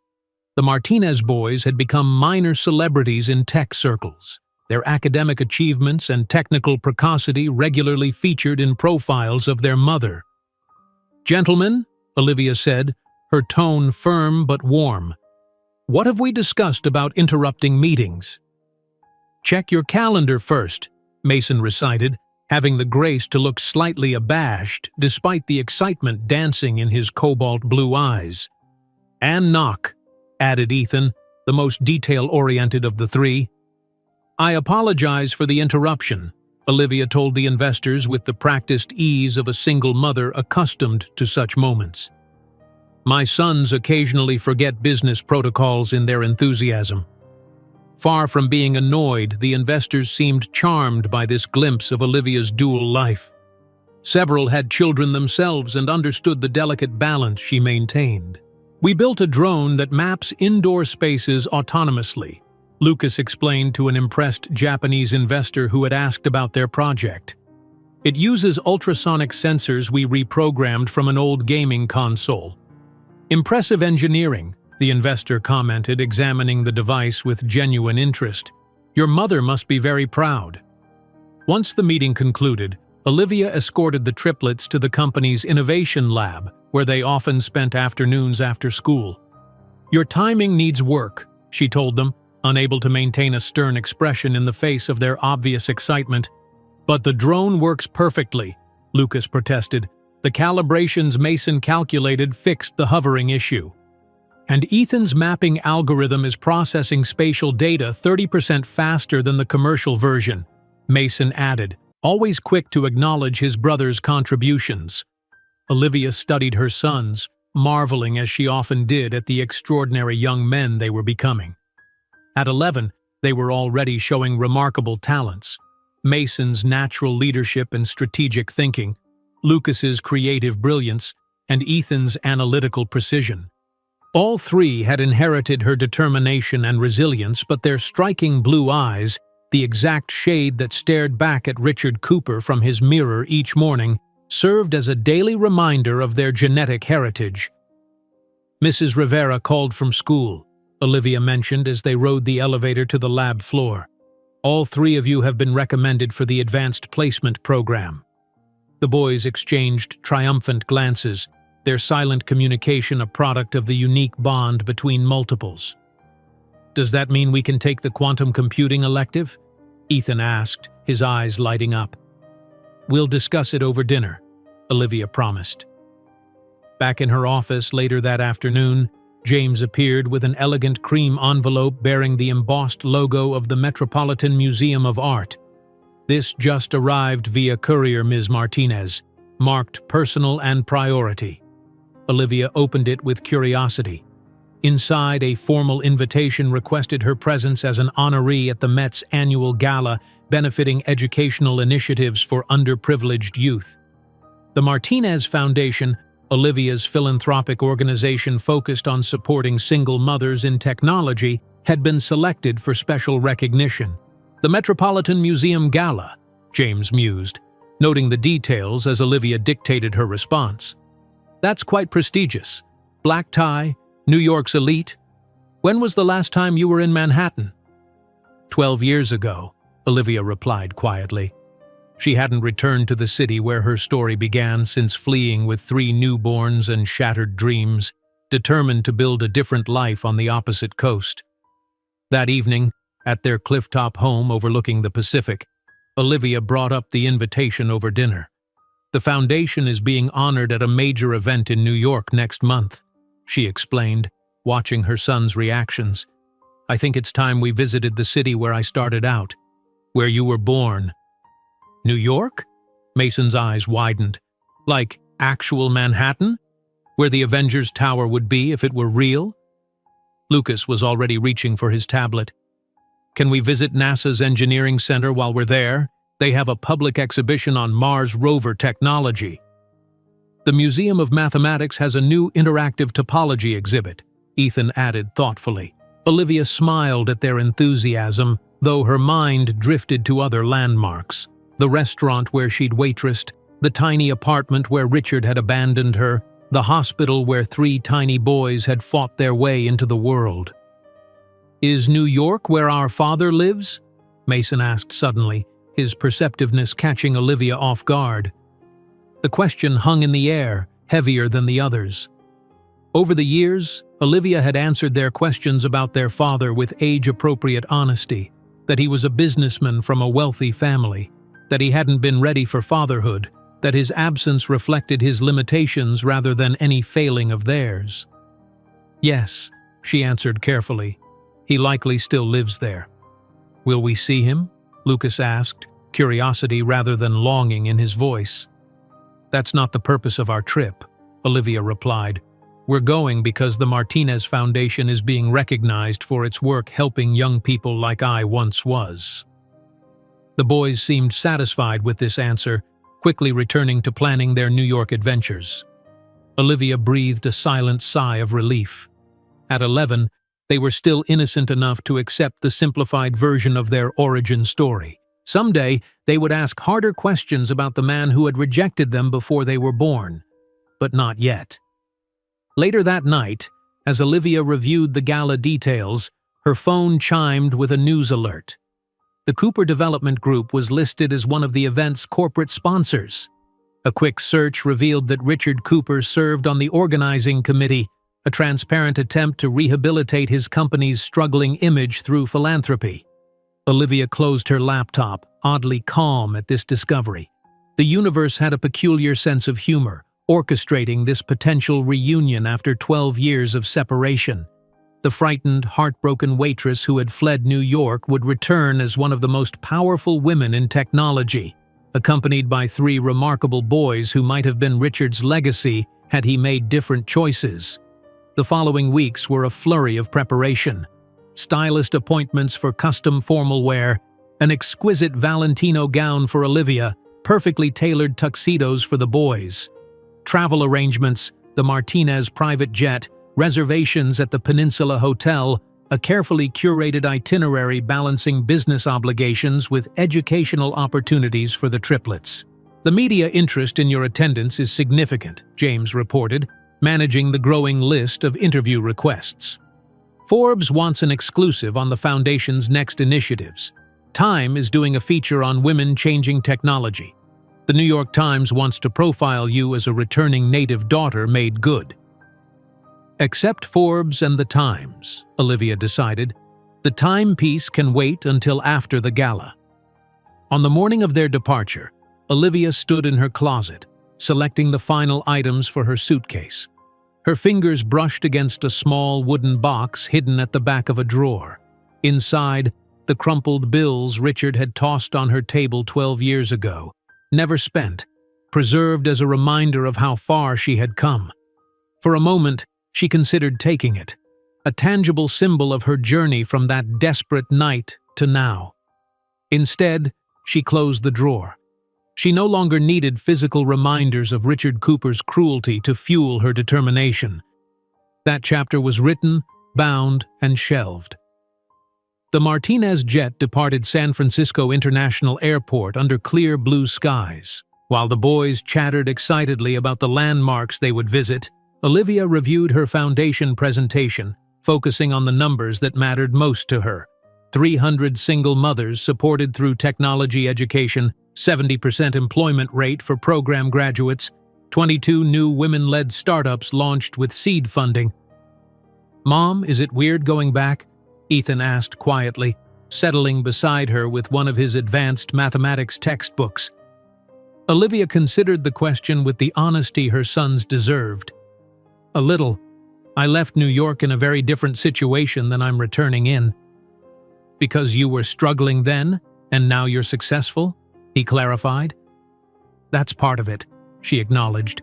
"Places hold memories, Ethan. Some happy, some difficult, but it's good to revisit them from a position of strength." As the jet cruised eastward, Olivia gazed out at the clouds below, a sense of completion settling over her. The circle that began with a desperate young woman fleeing heartbreak was closing with a triumphant return. Whatever happened at the gala, whether she encountered Richard Cooper or not, she was ready. The sleek black limousine glided through Manhattan traffic, the triplets pressed against the windows, absorbing the urban landscape with eager eyes. As they passed through the Lower East Side, Olivia spotted her old apartment building, now dwarfed by luxury condominiums. "Did you really live in an apartment that small, Mom?" Mason asked, noticing her gaze. Olivia smiled, running her hand affectionately through his hair. "Yes, sweetheart. We began with very little, but we built our own path." While the limousine advanced through Manhattan, passing ironically by the building where she once cleaned bathrooms at night, Olivia didn't imagine that in less than 24 hours her story of overcoming would become the most talked-about topic in New York high society, and the name Richard Cooper would become synonymous with national villain. The evening lights of Manhattan created a glittering backdrop as the limousine carrying Olivia and the triplets pulled up to the Metropolitan Museum of Art. Through the tinted windows, she could see the iconic steps already crowded with New York's elite, photographers lined up to capture arrivals, flashbulbs illuminating the night in rhythmic bursts. Inside the vehicle, Olivia took a final moment to herself, gathering the confidence that had become her armor. "You boys remember the protocol?" she asked, adjusting Mason's bow tie. "Stand straight, smile politely, don't fidget with the suits," Mason recited. "Answer questions clearly but briefly," added Lucas. "And stay together unless specifically instructed otherwise," Ethan finished. Olivia nodded, pride warming her chest. "Perfect. This night is important for the Foundation, but it's also special because it's your first formal event in the city where you were born." The chauffeur opened the door, and immediately the sounds of the gala washed over them. Distant classical music, the murmur of conversations, the steady click of cameras. Olivia emerged first, her custom Valentino gown, a deep midnight blue that complemented her olive skin perfectly, catching the light as she stood to her full height. The triplets followed, identical in their impeccably tailored tuxedos, their cobalt blue eyes bright with excitement. Photographers immediately recognized Olivia Martinez, tech visionary and billionaire philanthropist. The flashes intensified as they captured the striking image of the single mother and her 3 identical sons ascending the Met steps. "Ms. Martinez, over here! Olivia, a moment for Forbes! Boys, look this way, please!" Olivia navigated the press line with practiced grace, offering just enough quotes to satisfy the media without breaking stride. The triplets matched her poise, their natural confidence belying their 11 years as they responded to questions with articulate charm. "We're excited to see the Met's technological preservation methods," Lucas told a reporter who'd asked what they were looking forward to. "And supporting our mother's foundation," Mason added smoothly. Inside the grand entrance hall, attendants directed them toward the main exhibition space, transformed tonight into a glittering wonderland of fine art, floral arrangements, and elegantly dressed guests. Olivia accepted a champagne flute from a passing waiter, scanning the room with casual interest that masked her heightened awareness. She knew Richard might be here. The question was when, not if, they would cross paths. Across the vast hall, Richard Cooper nervously adjusted his bow tie while attempting to engage a potential investor. At 42, his once youthful features had hardened, stress lines etching themselves around his eyes and mouth. His perfectly tailored tuxedo couldn't quite disguise the slight stoop of his shoulders, the physical manifestation of a man carrying the weight of a failing empire. The Asian market correction was merely a temporary setback, he explained to the disinterested venture capitalist. Cooper Development is positioned to rebound strongly this quarter. The investor nodded politely but was already looking past Richard, his attention drawn elsewhere. "Excuse me, isn't that Olivia Martinez arriving? I've been hoping to discuss her new blockchain initiative." Richard froze, the name registering like a physical blow. Surely there must be multiple Olivia Martinezes in the world. It couldn't be. He turned slowly, following the investor's gaze across the crowded hall. The sea of guests seemed to part at that precise moment, creating a clear line of sight to the entrance. There she stood, not the insecure waitress he'd dismissed 12 years ago, but a woman transformed by success and confidence. Her dark hair fell in elegant waves, her posture regal, her gown clearly couture. Men and women alike gravitated toward her, drawn by the magnetic field successful people generate unconsciously. "Ladies and gentlemen," the master of ceremonies' voice boomed through the hall, "it is with immense pleasure that we announce the arrival of our honoree of the night, the visionary technologist and philanthropist, Olivia Martinez, CEO of Martinez Tech Solutions." Richard's champagne glass slipped from suddenly nerveless fingers, shattering on the marble floor with a crash that went unnoticed in the general applause. It wasn't the sight of Olivia that had caused this physical reaction. It was the 3 young boys flanking her. 3 identical boys, approximately 11 years old, with familiar chiseled features and unmistakable cobalt blue eyes. The exact shade he saw in the mirror every morning, the Cooper family trademark that had been passed down for generations. "Impossible," he whispered, his face draining of color. Those boys, those eerily identical triplets with his eyes, his jawline, even the characteristic slight tilt of the head that his father had always displayed. They couldn't be. She had taken care of the problem. He had given her money specifically for that purpose. Nearby guests glanced curiously at Richard, noting his obvious distress and the broken glass at his feet. A server hurried over with a towel, but Richard barely noticed, his gaze fixed on Olivia and the boys as they made their way deeper into the gala, accepting congratulations and introductions. With shaking hands, he calculated backward. 12 years. The boys appeared to be around 11.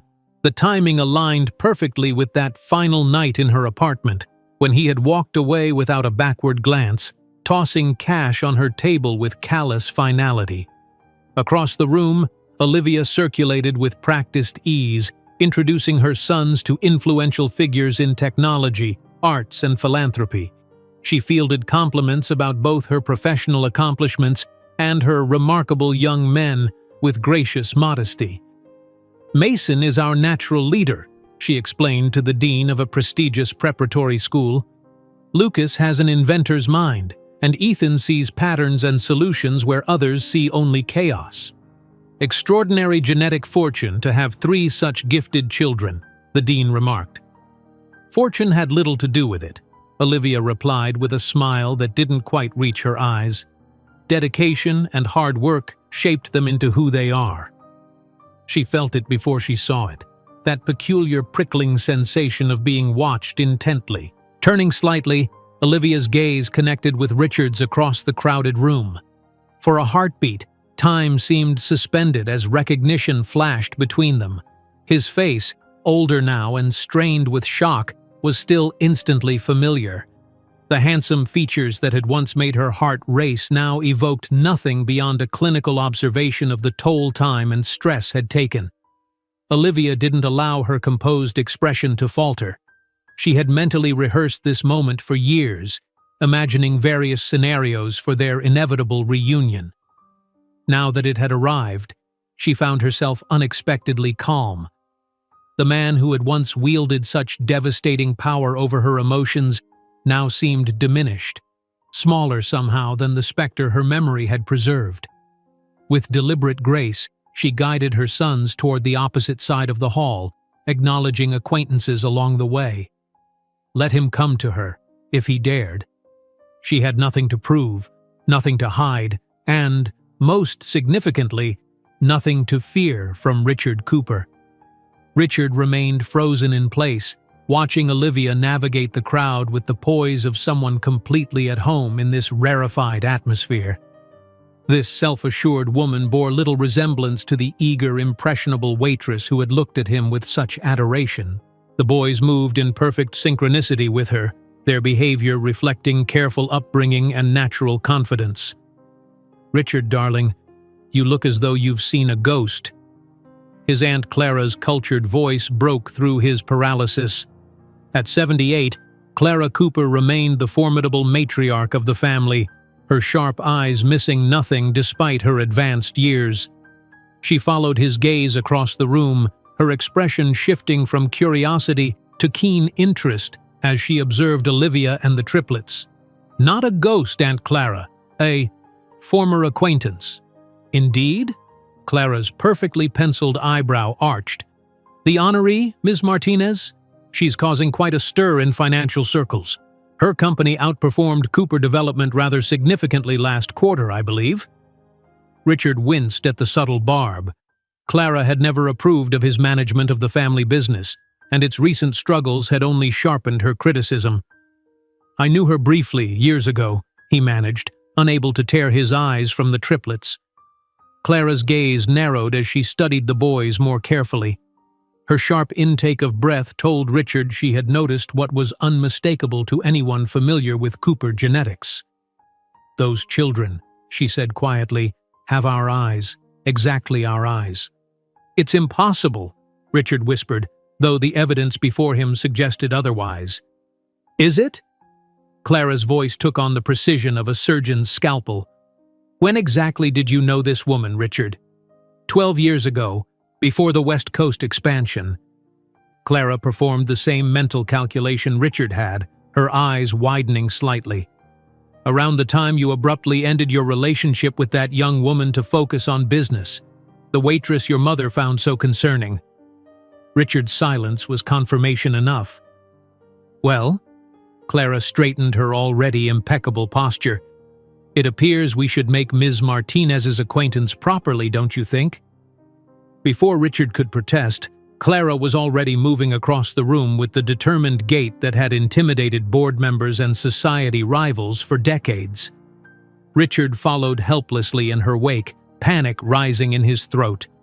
Olivia saw them approaching, the elderly woman with obvious authority leading a visibly uncomfortable Richard in her wake. She recognized Clara Cooper from business publications, the family matriarch known for her acerbic wit and uncompromising standards. This promised to be interesting. "Ms. Martinez." Clara extended her hand with old-world formality. "Clara Cooper, I believe you're acquainted with my nephew." Olivia accepted the handshake, her grip firm and professional. "Mrs. Cooper, a pleasure. Yes, Richard and I knew each other briefly, many years ago." Richard stepped forward, his complexion ashen. "Olivia, it's been a long time." "Indeed it has," she replied with polite detachment, as though addressing a casual business contact rather than the man who had once shattered her world. "Mr. Cooper, I believe you haven't met my sons." She gestured to the triplets who had instinctively moved closer to her, sensing the undercurrents of tension. "Mason, Lucas, and Ethan." The boys offered perfect handshakes and polite greetings, studying Richard with open curiosity but no recognition. To them, he was simply another adult in their mother's extensive professional network. Your sons are triplets?" Richard stammered, unable to mask his shock. "Yes, my pride and joy," Olivia answered calmly. "Boys, Mr. Cooper is an old acquaintance." Clara's shrewd eyes moved between the boys and Richard, her expression calculating. "Fascinating family resemblance," she observed, the implication crystal clear. "How old are these fine young men?" "They just turned 11, Olivia replied, meeting the older woman's gaze steadily. 11 years. Clara tapped one manicured finger against her chin. "That's a remarkable coincidence. It was approximately 12 years ago when Richard ended his relationship with a young woman to focus on the West Coast expansion, wasn't it, dear?" The deliberate emphasis on her last word carried decades of practice in exposing uncomfortable truths at social gatherings. Richard's face flushed deep red, then drained to ghostly white. "Aunt Clara, perhaps this isn't the appropriate venue," he began desperately. "Olivia," Richard interrupted, his voice dropping to an urgent whisper as he grasped her elbow. "We need to talk privately. Are they mine?" The silence that followed his question seemed to expand, creating a bubble of tension amid the gala's elegant chaos.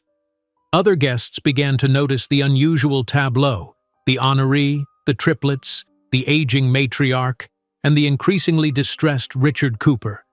Mason, the most protective of the triplets, stepped forward slightly, his young brow furrowing at the sight of this stranger's hand on his mother's arm.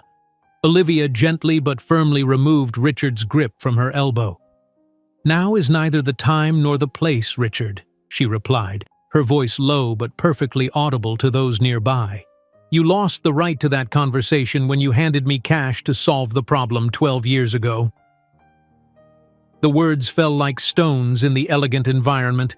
Mrs. Montgomery, the evening's largest donor and well-known women's rights advocate, stood close enough to overhear, her expression transforming from shock to undisguised contempt as she regarded Richard. "Ms. Martinez," the event coordinator approached, oblivious to the tension, "we're ready for you on stage in 5 minutes." "Thank you," Olivia nodded, grateful for the timely interruption. "If you'll excuse us," she added to the Coopers, placing a protective hand on each boy's shoulder. As Olivia and the triplets moved toward the stage, whispers erupted in their wake. The New York elite, always hungry for scandal, had just been served a feast. Richard stood frozen, aware of the curious and increasingly judgmental gazes directed his way. Clara leaned close to his ear, her voice frigid. "It appears your poor decisions extend beyond business investments, nephew. The board will be most interested to learn about the 3 Cooper heirs you've neglected for over a decade." While Olivia ascended to the stage to deliver her acceptance speech, the murmurs were already uncontrollable. The story of the abandoned waitress who became a billionaire and now surpassed in wealth and influence the man who had rejected her circulated in enthusiastic whispers. For New York society, there was no more delicious entertainment than the moral downfall of one of their privileged members. The morning sun streamed through the floor-to-ceiling windows of the peninsula's presidential suite as Olivia stood looking out at the Manhattan skyline. The glittering towers of Midtown caught the early light, transforming glass and steel into gold. Last night's confrontation at the Met Gala still hung in the air like perfume, too potent to ignore. Already her phone had been buzzing incessantly. Notifications from news alerts, messages from friends and colleagues, and increasingly urgent texts from her PR team. "Ms. Martinez," James appeared at her elbow with a tablet. "I think you should see this." The screen displayed headlines from every major gossip site and several respectable publications. Tech billionaire's secret, Martinez triplets revealed as Cooper heirs. The waitress who became a billionaire, Olivia Martinez's revenge. Cooper development stocks plummet following Met Gala revelation. Olivia scanned them with a composure that belied the storm of emotions beneath her surface. She had anticipated publicity, but the velocity and intensity of the coverage surprised even her. The share price of Cooper Development dropped 7% in pre-market trading, James reported quietly. Their board has called an emergency meeting. Before she could respond, the door to the boys' adjoining suite opened. Mason entered first, as he always did, followed by his brothers. Despite the expensive hotel bathrobes and sleep-tousled hair, they looked suddenly older to Olivia, as if the previous night had accelerated their journey toward adulthood. "Mom," Mason began, his voice betraying unusual hesitation, "there's something we need to ask you." Olivia gestured to James, who nodded discreetly and withdrew. She sat on the plush sofa, patting the spaces beside her. "Come sit with me. I imagine you have questions after last night." The triplets exchanged glances, that silent communication that had always fascinated and occasionally unnerved her. They arranged themselves around her, three identical faces with identical eyes, his eyes, now filled with uncertainty. "That man at the gala," Ethan said directly, always the one to cut to the heart of matters. "Mr. Cooper, is he our biological father?" The question hung in the air, unavoidable and stark. Olivia had prepared for this moment for years, rehearsing explanations that were truthful yet age-appropriate. Now, facing their penetrating gazes, she knew only the complete truth would suffice. "Yes," she answered simply. "Richard Cooper is your biological father." A collective breath seemed to pass through the three boys. For a moment, no one spoke. "I heard what you said to him," Mason continued, his protective instincts evident in his tightened jaw, so like Richard's and yet so different in its purpose. "About him giving you money to solve a problem. Was the problem us?" Olivia felt her heart constrict. The problem in his mind was the pregnancy. He wasn't ready to be a father, and he made that very clear. "He abandoned us?" Mason's voice hardened, the question more accusation than inquiry. "He abandoned the idea of us," Olivia corrected gently. "At the time, he wasn't prepared for fatherhood. I respected that decision even if I disagreed with the way it was delivered. We built our life without needing him, didn't we?" Lucas, who had remained quiet, finally spoke. "But why didn't you ever tell us who he was specifically? We knew our father wasn't around, but you never told us his name or showed us his picture." "I wanted you to form your own identities without the shadow of rejection," Olivia explained, choosing her words with care. "And as you grew older, I wanted to protect you from the full harshness of how that rejection happened. You deserved to know you were wanted and loved completely, which you always have been, by me." "Does he want to know us now?" Ethan asked, analytical as always, assessing the situation from all angles. Olivia sighed. "I believe he's shocked. He didn't know about you until last night. What he wants now, that's something only he can answer." A soft chime from her phone interrupted the conversation.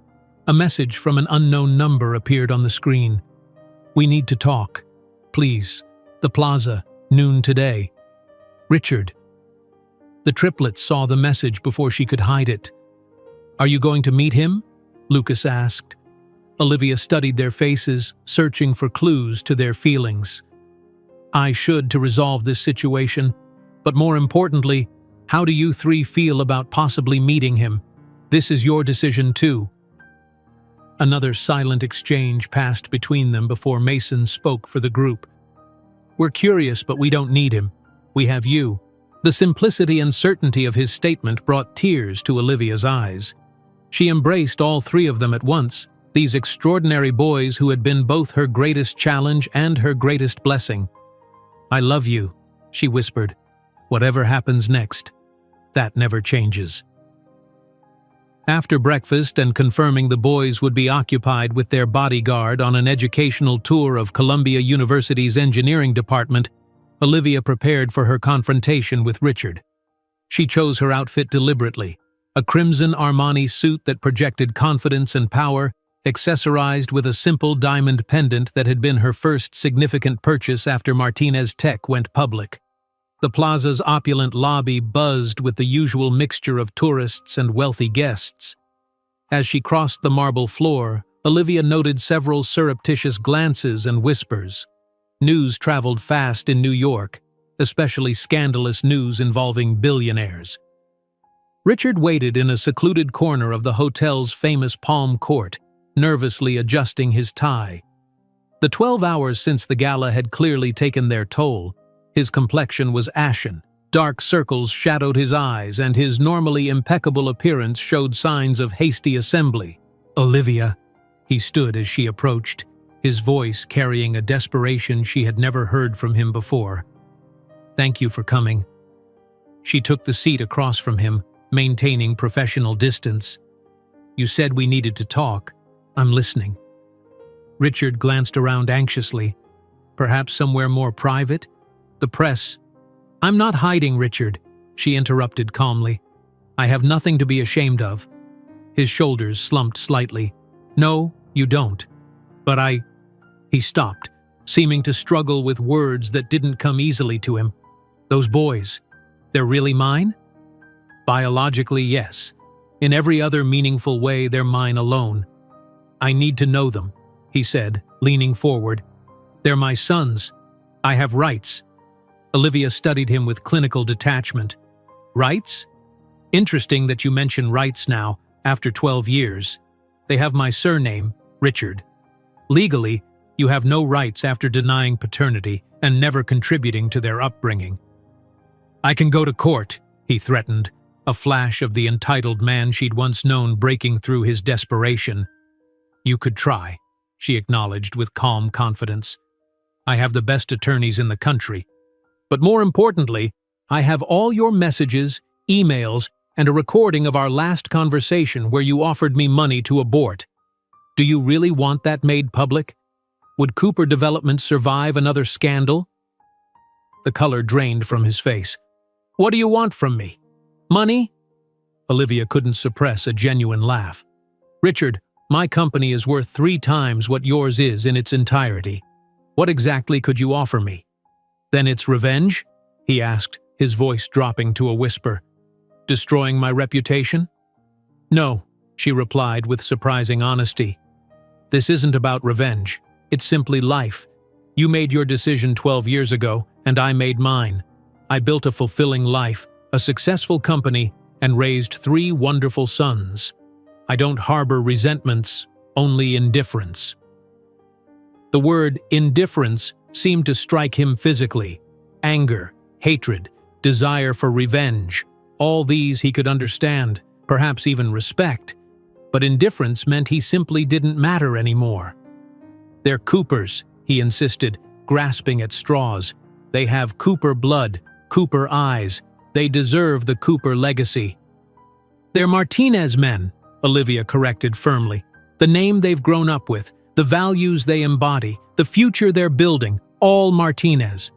Your contribution was biological, nothing more. Do they want to meet me? Richard asked, his voice almost pleading. They know who you are now, Olivia replied, rising from her seat. The decision to know you better is theirs. Mason suggested lunch tomorrow before we return to San Francisco. If they want to develop a relationship after that, I won't stand in the way. but I also won't force one." As she turned to leave, Richard called after her. "My fiancé canceled our engagement this morning. The board is questioning my position. Everything's falling apart because of last night." Olivia paused, looking back at him with something almost like pity. "No, Richard. Everything's falling apart because of 12 years ago. Last night was simply the bill coming due." The following day, under the crystal chandeliers of the peninsula's private dining room, 3 11-year-old boys sat across from the man who had contributed half their genetic material. The atmosphere was cordial but cool, like a business meeting between parties with limited mutual interest. Richard had clearly prepared, bringing photographs of Cooper ancestors to highlight the family resemblance, speaking enthusiastically about the legacy of Cooper development, and awkwardly attempting jokes that fell flat against the boys' measured politeness. "You have your grandfather's analytical mind," he told Ethan, who responded with a non-committal nod. "Mason, you'd make an excellent CEO someday," he ventured, receiving only a raised eyebrow in return. "Lucas, your mother tells me you're interested in engineering. The Coopers have always had a talent for building things," he tried again. "Mom's the engineer in our family," Lucas corrected mildly. "She built an entire technology ecosystem from nothing. I learned from her." Olivia observed the interaction from the end of the table, intervening only when necessary. The boys were neither hostile nor enthusiastic, simply curious, as if studying an interesting but not particularly relevant specimen. When lunch concluded, handshakes were exchanged with formal courtesy. No hugs, no promises of future bonding activities, no emotional breakthroughs. The triplets had satisfied their curiosity about their biological origin and found it largely unexciting compared to the life they already had. "If you want to email sometimes, that would be okay," Mason offered as they prepared to leave, the most generous concession of the afternoon. That evening, the Martinez private jet carried them back to San Francisco. As the Manhattan skyline receded beneath them, Olivia felt a weight lifting, not because she had triumphed over Richard, but because she had finally, completely transcended him. In San Francisco, she immediately returned to business. The acquisition in New York was finalized, adding substantial value to Martinez Tech's portfolio. A video conference with international investors confirmed expansion into European markets. On her desk, a framed photograph showed her and the triplets laughing during their annual trip to help build schools in Central America, part of the Foundation's philanthropic mission. "Mom," Lucas called from her office doorway, "we'll be late for Ethan's science presentation." Olivia smiled, closing her laptop. The events in New York already seemed distant, almost irrelevant. Richard Cooper was merely a footnote in her success story, a man who failed to recognize the treasure he held until it was far too late. As she drove to school with her sons, Olivia felt complete freedom. It wasn't about revenge or settling scores. It was about building a life so full and meaningful that the abandonment of the past had become irrelevant. The true victory wasn't in confronting Richard, but in completely transcending the power he once held over her. The morning after the flight back to San Francisco carried with it a sense of new beginning. Olivia woke before her alarm, the events in New York now settling into perspective like sediment after a storm. Seeing Richard, confronting the past, had been necessary, but now it was time to move forward, completely unencumbered by what had once been. "Mom?" A soft knock at her bedroom door preceded Mason's entrance. Already dressed in his school uniform, he carried a tray with coffee and toast. "We made you breakfast." Behind him, Lucas and Ethan appeared, their expressions revealing a mixture of hesitation and determination. "We've been talking," Mason continued, setting the tray on her bedside table. "About yesterday and him." Olivia sat up, patting the edge of her bed. The 3 boys arranged themselves around her, a protective constellation that warmed her heart. "We think we should meet him again," Mason said carefully. "Not because we need him, but because understanding where we come from might help us know who we are better." It's about completing the picture, Lucas added, like when you're debugging code and need to see all the variables. Ethan nodded. It's not emotional for us, it's informational. Olivia studied their identical faces, marveling at their maturity and self-awareness. At 11, they demonstrated a clarity of purpose many adults never achieved. I'm proud of you for thinking this through, she said. If that's what you want, we can arrange something when we're ready. Later that morning, while the boys were at school, Olivia received a call from Victoria Zhang. The New York press is still running with the story, Victoria reported. Cooper Development's stock hasn't recovered. Richard's being called before his board today.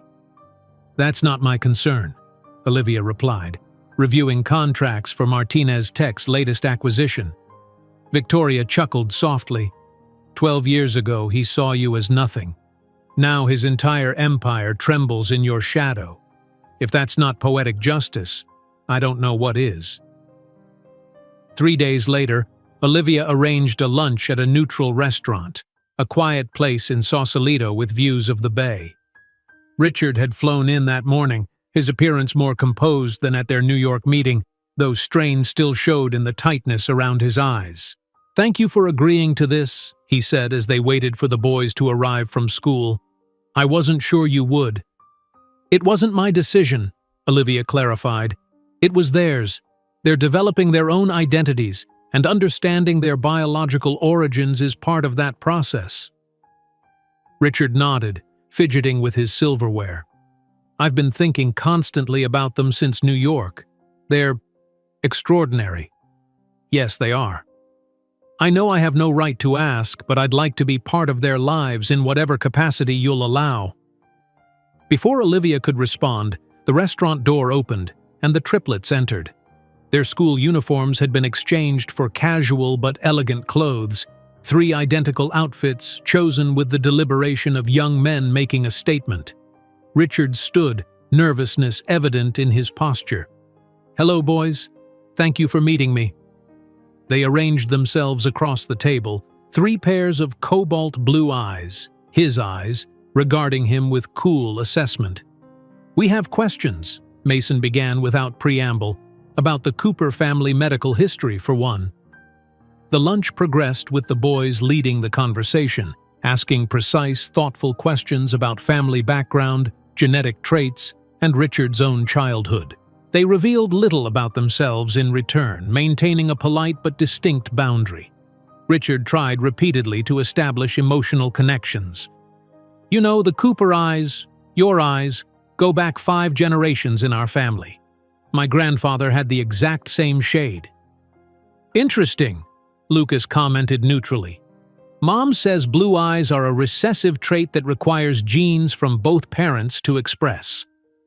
When Richard mentioned the Cooper Development legacy, attempting to impress them with the company's historical significance, Ethan responded with uncomfortable directness. "We read that your company has lost 23% of market value over the last 3 years. What's your recovery strategy?" Richard's face flushed as he fumbled for an answer. These were not ordinary children seeking paternal approval. They were analytical minds evaluating a genetic contributor with the dispassion of scientists. "The real estate market has been challenging," he managed finally. "We're diversifying into new areas." "Adaptation is essential for survival," Ethan nodded, as if making a mental note. As dessert arrived, Richard made one last attempt at connection. "I hope we can do this again. Perhaps I could show you New York properly next time. The Cooper building has been our headquarters for 3 generations." Mason exchanged glances with his brothers before responding. "We've learned that legacy isn't what you inherit, but what you build. Our mother taught us that." The meal concluded with handshakes rather than embraces, the boys thanking Richard for answering their questions with the polite formality of business acquaintances, concluding a moderately successful meeting. As they departed, Richard called after them, "I'd like to email sometimes if that's okay." Mason turned back, his expression thoughtful. "That would be acceptable. We'll have Mom send you our contact information." In the car heading home, the triplets were unusually quiet. "Everything okay?" Olivia asked, glancing at them in the rearview mirror. He's just a person, Lucas said finally. Not special or terrible, just ordinary. Despite his genetics, he's not really part of who we are, Ethan added. Nature provided the blueprint, but you built the structure. Mason reached forward to squeeze Olivia's shoulder. We don't need more than what we have, Mom. We're complete. That evening, after the boys were asleep, Olivia sat in her home office reviewing reports when her phone rang, Richard's number appearing on the screen. "Thank you for today," he said when she answered. "They're amazing young men." "They are," she agreed. "I keep thinking about what Mason said, about legacy being what you build, not what you inherit. He was talking about you, about how you built them into who they are." Olivia remained silent, allowing him the space to continue. 12 years ago, I made the worst mistake of my life."